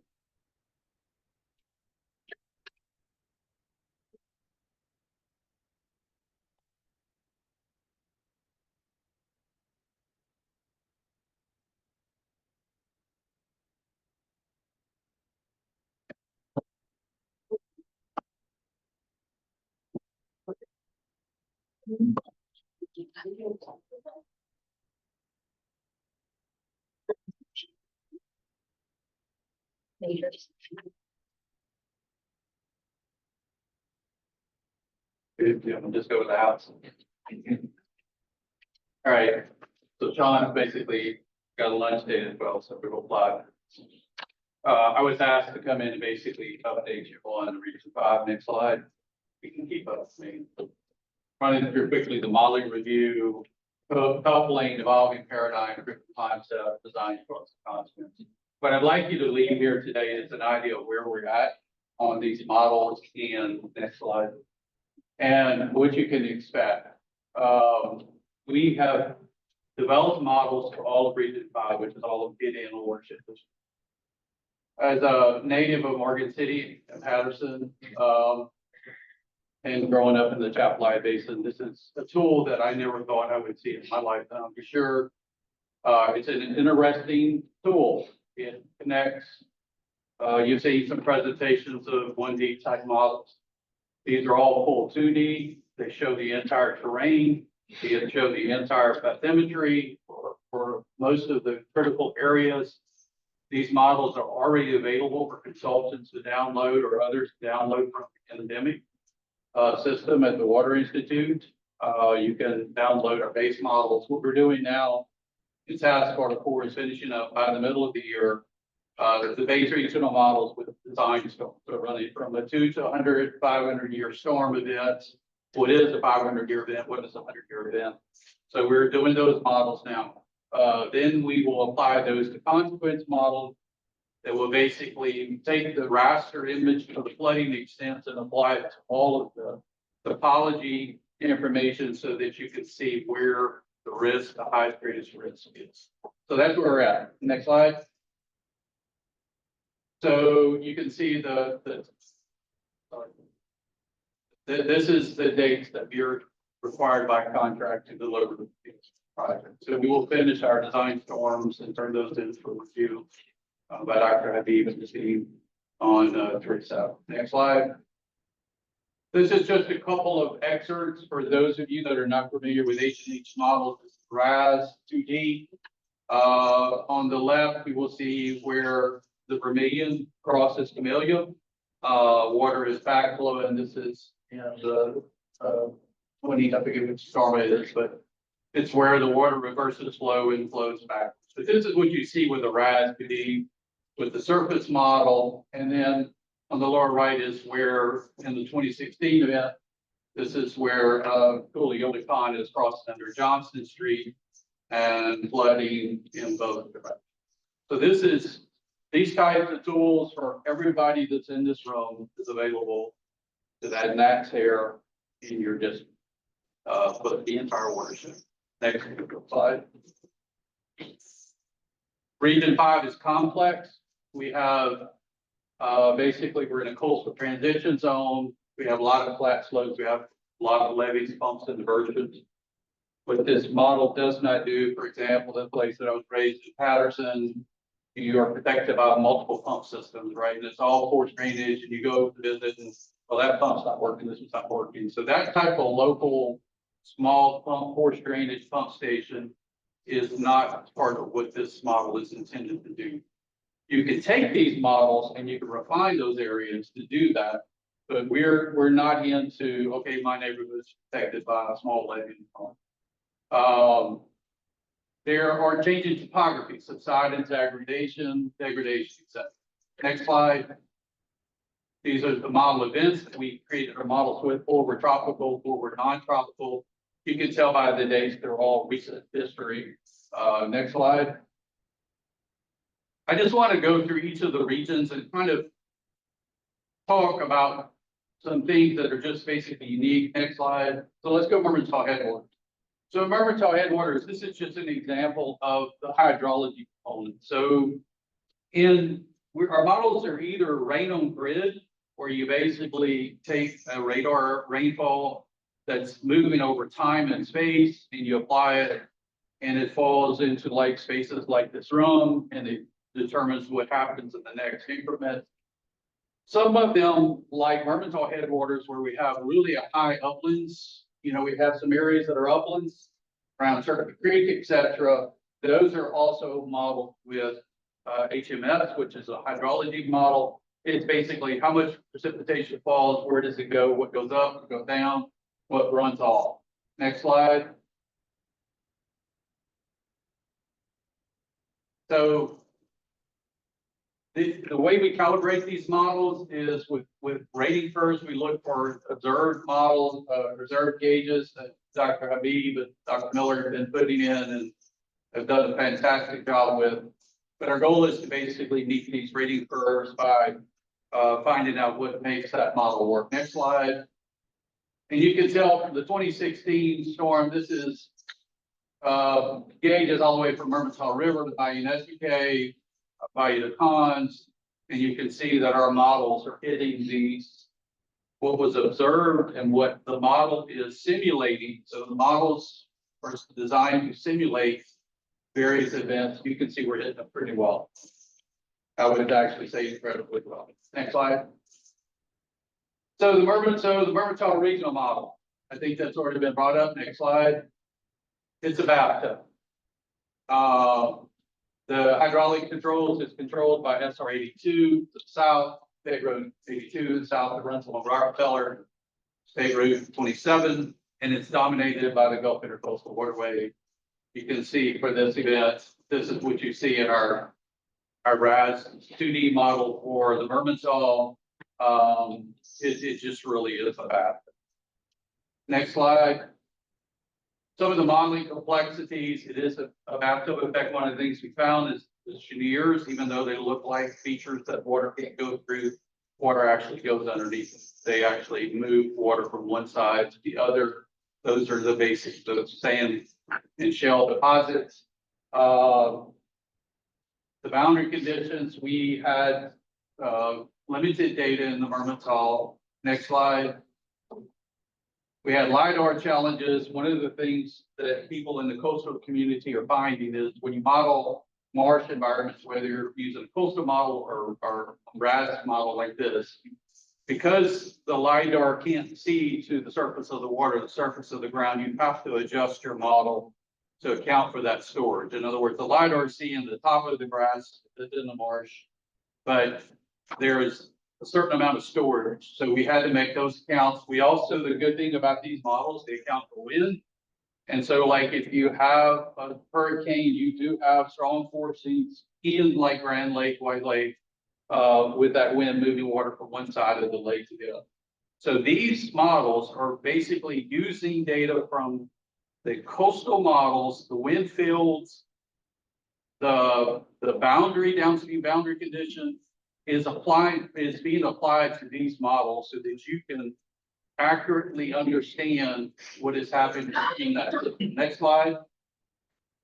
There were some LIDAR challenges. So we had to basically The wind fields we found, once you're north of GIWW, there's so much disruption and with the treescapes, it doesn't really affect the water surfaces, so we eliminated that. Next slide. Just showing you a little bit of the complexity in these models. Chapel River model. Next slide. So one of the things they gave us survey data and they said, here's your topography. Well, the problem was when the state acquired data for QO1 data for the entire state, somebody forgot to tell the people acquiring the LiDAR data, don't fly it when the water's up in the floodway. So they flew it with water in the Chapel Basin. And so what you see is two different water levels.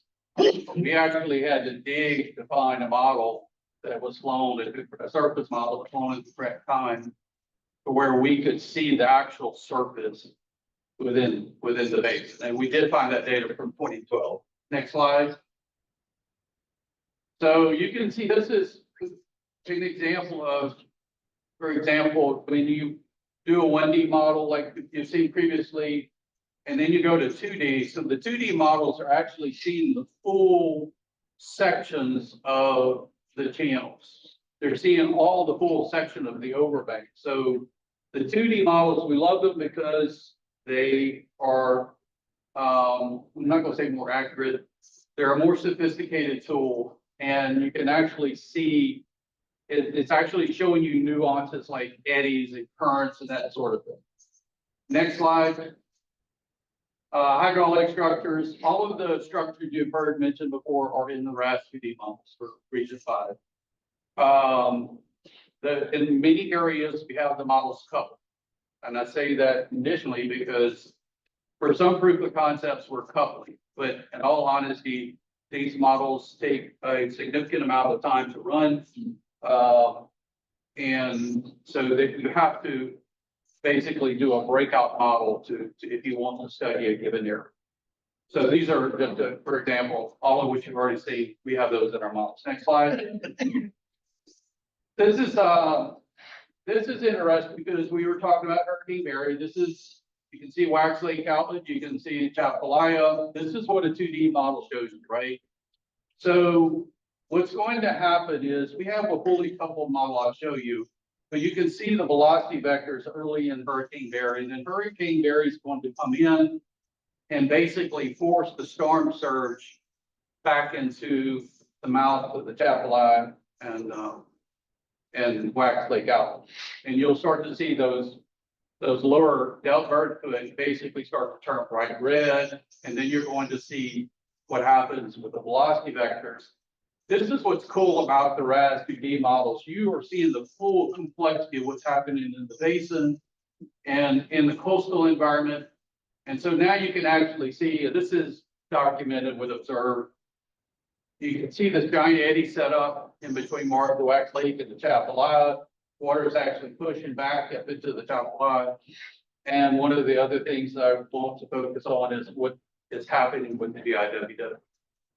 Next slide. Test regional model. Next slide. So this is some of the modeling complexities. You've already heard some of them mentioned. I won't go into the details on this, but know that all of these issues are being or are represented in the model. We see very, very good replication with observed conditions versus with model. Next slide. So operational structures, we've already been through this, some of this. We are actually, your region goes all the way to the East Watershed north of Alexandria. Next slide. Vermilion regional model. We had a lot, just next slide. One of the things we have, next slide, we had challenges because you can see that the data that was given to us as QO1 or LiDAR surfaces, which is flown by the big contractors with the aerial machines, didn't really prove up to be QO1. So what we had to do is modify our surface range to basically make some adjustments where we saw this type of disparity in results. So I would say with any model, trust and verify. Next slide, which we have done for our school. Next slide. So one of the things is increased complexities. We're seeing this rising water surface elevation, like at East Broussard Road, et cetera. We're in the tidal signal area. Next slide. We know that flow reversal occurs. We've been talking about the swamp. This is a part of the swamp, that you see running. This is, August 2016.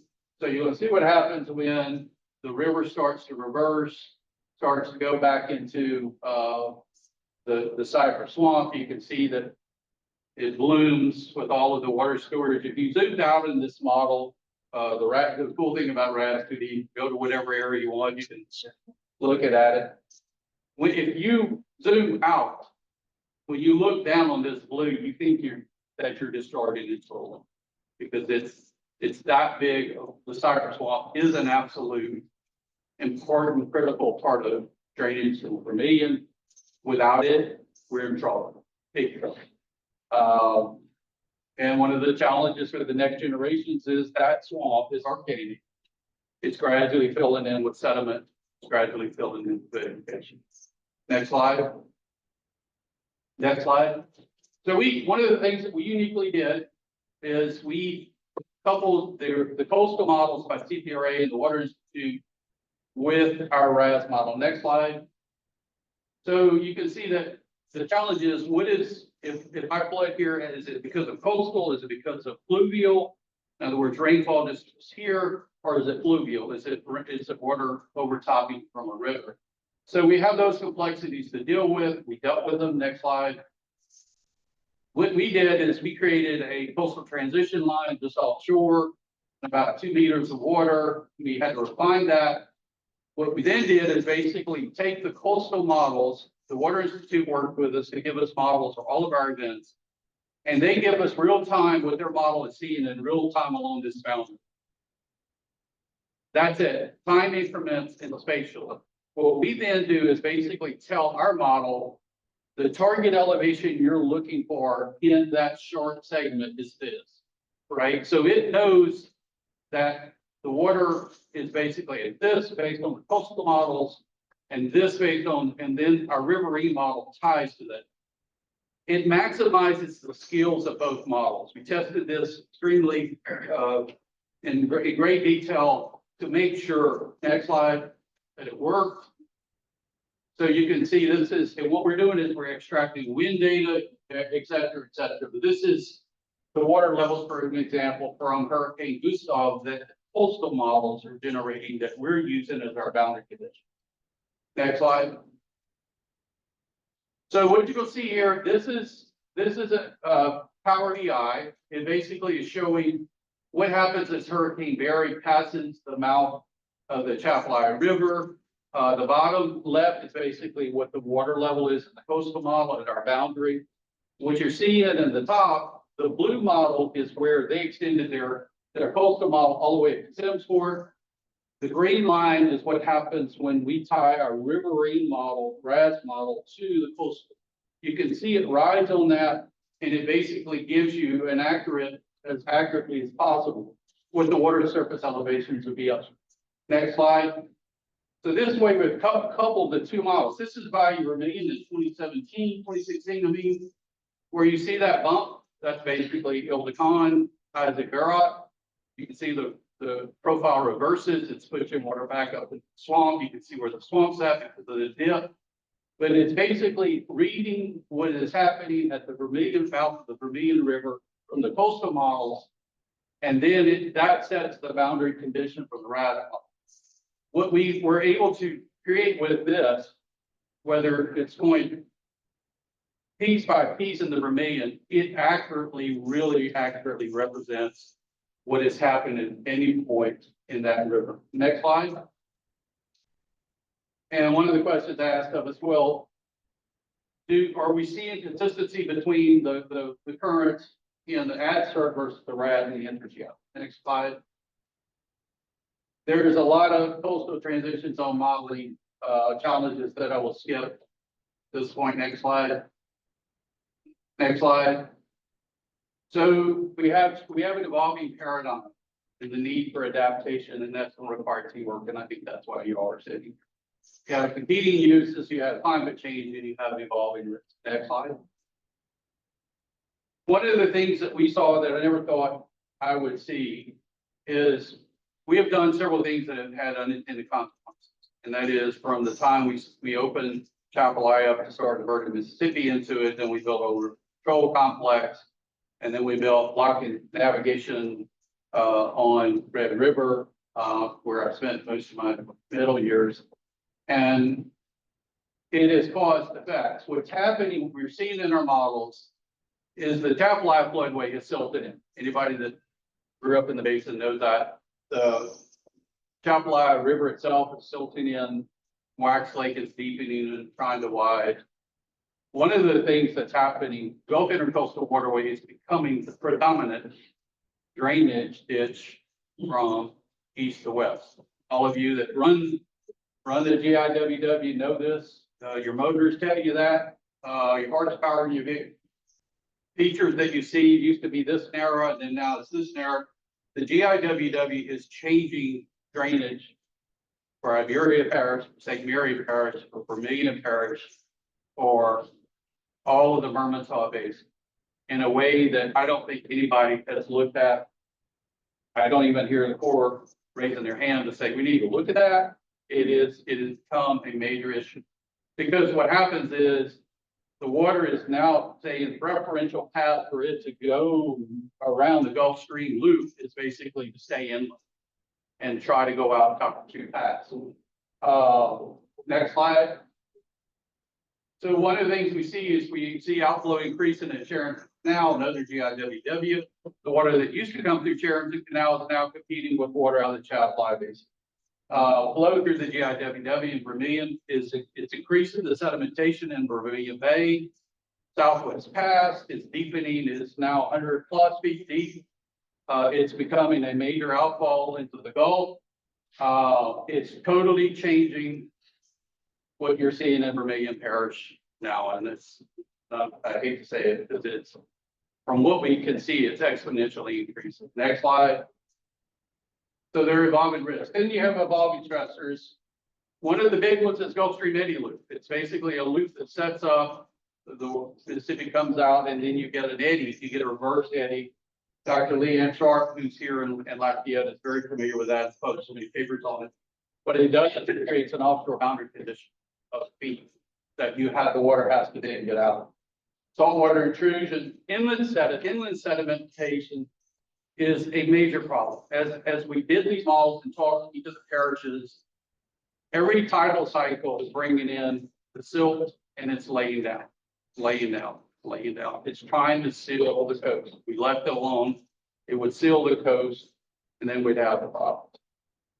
I don't know how we overcome that. Because Vermilion's seeing it, every watershed is seeing it, anything within the tidal signature is seeing it combined with inland development. You have the bottom is coming up, and the bottom of the channel is coming up, the watershed. Next slide. Next slide. So we did some proof of concepts. This is one that you've already seen Dr. Paddy present on. What we were asked to do by DOTD is actually something different, and that is enlarging the Grimmett Canal. Grimmett Canal, as I learned from David and Carol, was originally built to let water back into the ends behind the levee to a waterfall. Never really worked that way. Then it was, okay, we need water out. If you talk about enlarging the Grimmett or extending it, not necessarily deepening it, but extending it, then the people in Henderson Lake will show up in force here. We won't have CD room. What they have to do is just look at taking the bayou all the way out to the Chapel I River. We have done that. Next slide. So that was one of the things. Next slide, just some more information we're looking at. Donald's already been over this. Next slide. So you can see that delta, so this is that event, and there's a 4-foot rise. One of the problems is you can't drop water too low there because you start to draw down Bank Cave and Washington, etc. What building just a channel, really, I don't even think we needed more boxes, all the way through both levees into the Chapel I, which would help with water quality in the basin. Where you basically draw water down that no longer goes into, say, Mark Parish, no longer goes in Iberia Parish, et cetera. Out of all the projects, proof of concepts we're working on, I think this one has the most merit and it's most likely to be developed. Next Well, slide. Sandy, what you're saying, reconnect back and down to the river? That's Yes. what you're saying. Totally agree. Totally agree.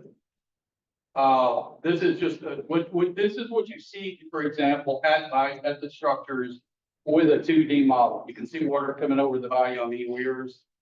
And for those of you that not work with models, because these are basically, they generate this over time, right? You're seeing it, how these velocity change during the course of the event. And once again, all these models are uploaded and available for anybody to use. Next slide. Another one we're working on with Tom W. Pan American is John Lake Canal outfall, the idea of building either a force drainage structure or a gravity structure from top of Lake Canal, which is where I spent a large part of my career at the city of Alexandria, into the river. We're currently working on that. That project is an LWI project. Next slide. And this is some of the data that we're in evaluating, using our models to evaluate what's the effect of doing whatever. You can see some of the output we've generated for them. Next slide. For me, in proof of concept, it was a challenge. One of the things we were looking at, we see it happens is that from Hill to Con, south, like along by Granges, water over land flowing through canals and properties to try to parallel the Vermilion River. The Vermilion River can't get it out fast enough, so water starts over top. We're looking at that as proof of concept. Next slide. We looked at one of the things that these proof of concepts are proven to be is, and what we will document is what doesn't work, what is not an answer. So it's informing us both from what might work to what doesn't work. This is where we're looking at enlarging outfalls. Next slide in the Iberia. Southern drainage. You can see it changes some things, but the net effect of what happens because of what GIWW is now the dominating hydraulic force in the system. Doesn't work. Next slide. Weak bay outlet, another one we're doing. Next slide. So design storms, next slide. This is the process, this is the flow process we're doing. We are looking at basically control points and then what is the risk of flooding, say, at Bill Platte of a fluvial event versus a fluvial event. Next slide. Next slide. So flow frequency analysis, we had to determine our key cumulative drainage areas. This is on the Vermilion. Next slide. Representative design storms. What I'm hoping you get a feel for is there is a whole lot of science behind these models. And the greatest thing about them is the car is built. So to modify the car and add a few other bells and whistles, it's much easier than going back to zero. So you see the spatial distributions, period of duration, all of this we are completing by the 7th. Next slide. We used Applied Weather Associates as a sub-consultant. They did all the weather modeling for DOTD several years ago in 2019 for the entire state. So that we were applying temporal patterns, scale, spatial patterns. Basically, how do you evolve? What creates that worst case scenario for the flooding risk in Cary? Next slide. Or anywhere in region 5. These are some of the results. Next slide.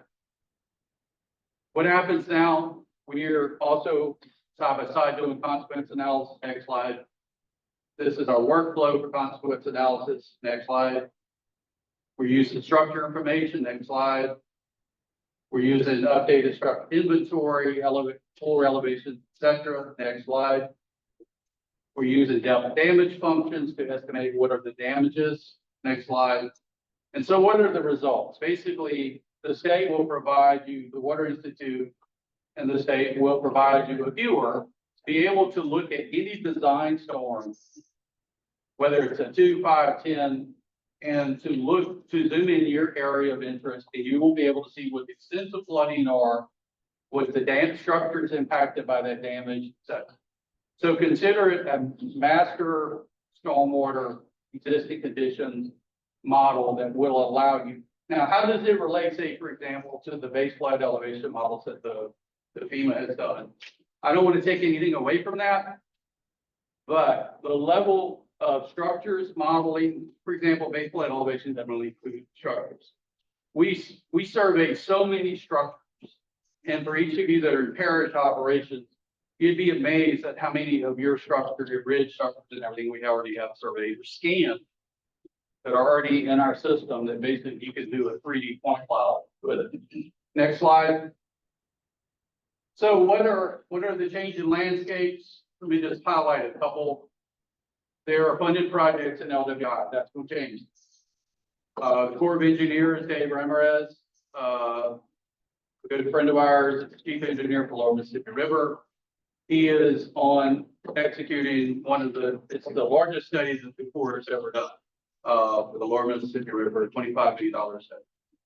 The Chapala Master Plan is underway, all engineers supporting CBRA on that, 2 lanes of supporting. They're primarily focused on ecology and talking with Denise Reed and others, but they're not really looking at H&H. They're just more on the ecological side of things. The WRDA 2024, Alexandria Gulf, west of the Chapala study, the Corps has that funded. It looks like they're going to be executing that, and they're going to basically we've already provided them with copies of all of our models, with which they said, thank you so very much. They didn't want to recreate those, but they'll use in our models and other models they have created to basically do this analysis. You have the core Vermilion dredging that's already been mentioned. You have the CBRA master plan, the Bayou Vermilion district.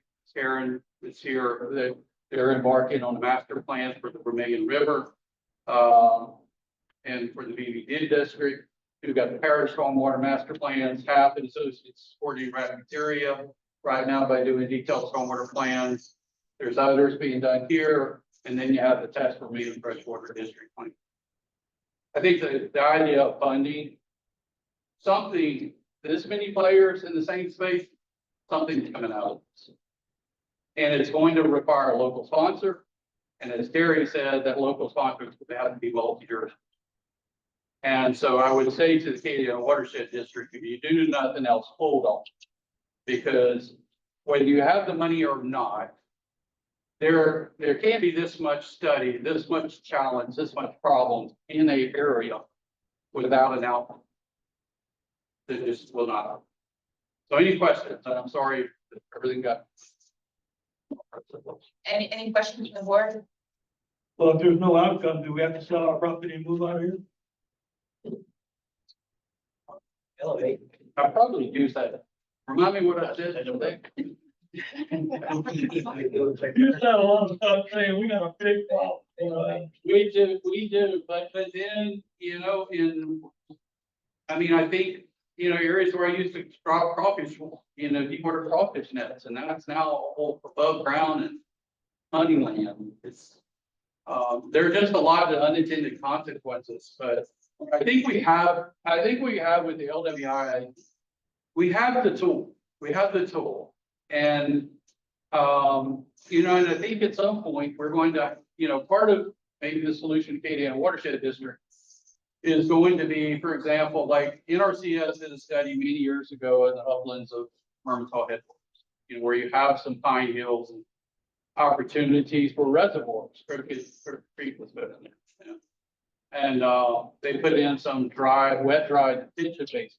I think at some point this Acadiana Watershed District becomes an integrated watershed management, right? So to where you're looking at building reservoirs in the system and charging for that water source. People are coming to this area because we have water, we have power, and we have a workforce, and not all areas have that. So I don't know, Dave. I think it's going to take everybody praying. I don't see easy buttons. I really don't. And that's really been a challenge in developing these models. And actually, look, we could pick any area and I could zoom in and show you all of what's happening. And your head would spin because it's 10,000 square miles. It's a lot of territory.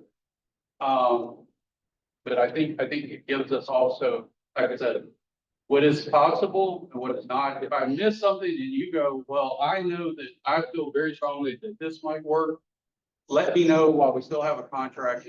We'll see if we can throw it in some models to run that analysis. One of the things we're looking at is, I can tell you, is more of opening where the western Tapalot Lake is block flow from the inside to the outside. We're looking at what happens if we open up some of those passageways, like is happening in the Sharon sector gate. One project that's been proposed. Dave, we have quite a few agenda items, and I know you have a public comment. Okay. Let's get to this. I'm not trying to be rude. I gotta go play golf. Oh, I don't. So, Colin, thank you very much. And the next agenda item, I'm just gonna kind of keep us moving so we can wrap up, but he does have a comment that I would like to recognize as well.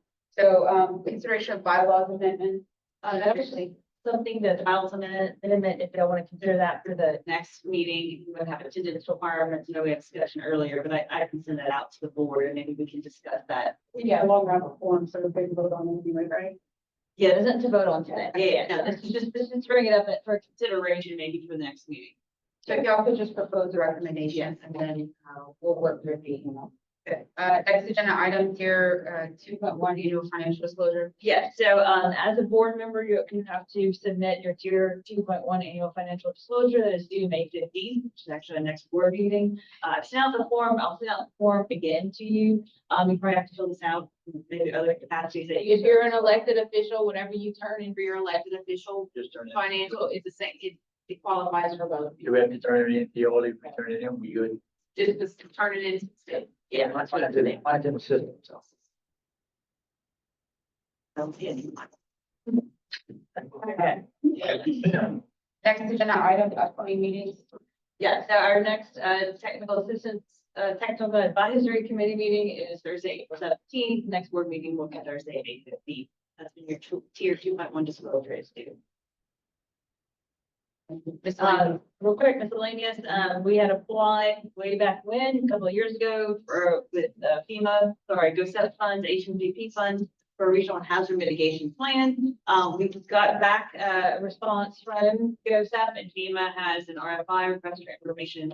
So there are certain forms that we're going to start filling out on that. So one step closer to having maybe a regional hazard mitigation plan for the Acadiana Watershed districts.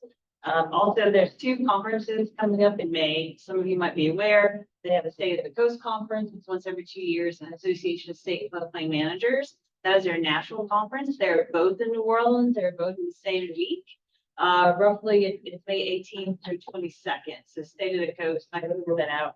The Association of State Floodplain Managers National Conference coming to New Orleans.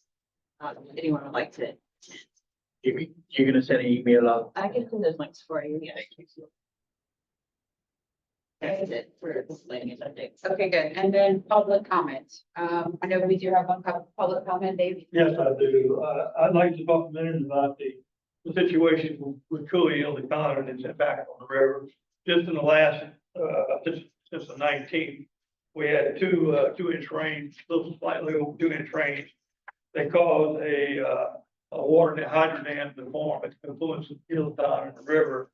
Clearly illustrates what we've been seeing since 2016 and what we saw in 2016.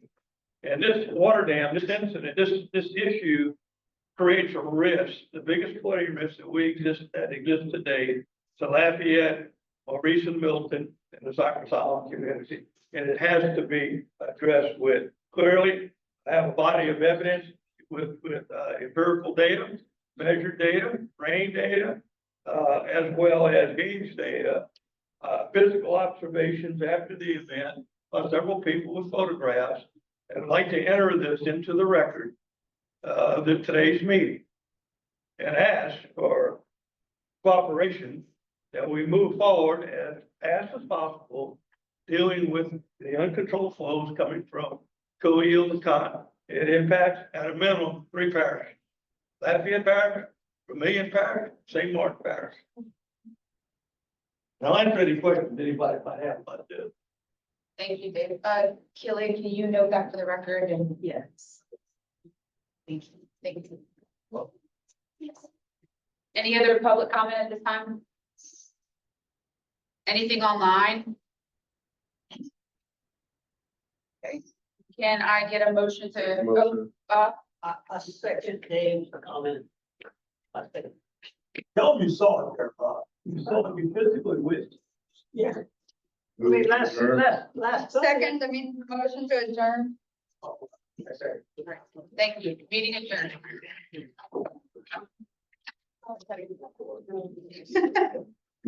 I have a meeting after.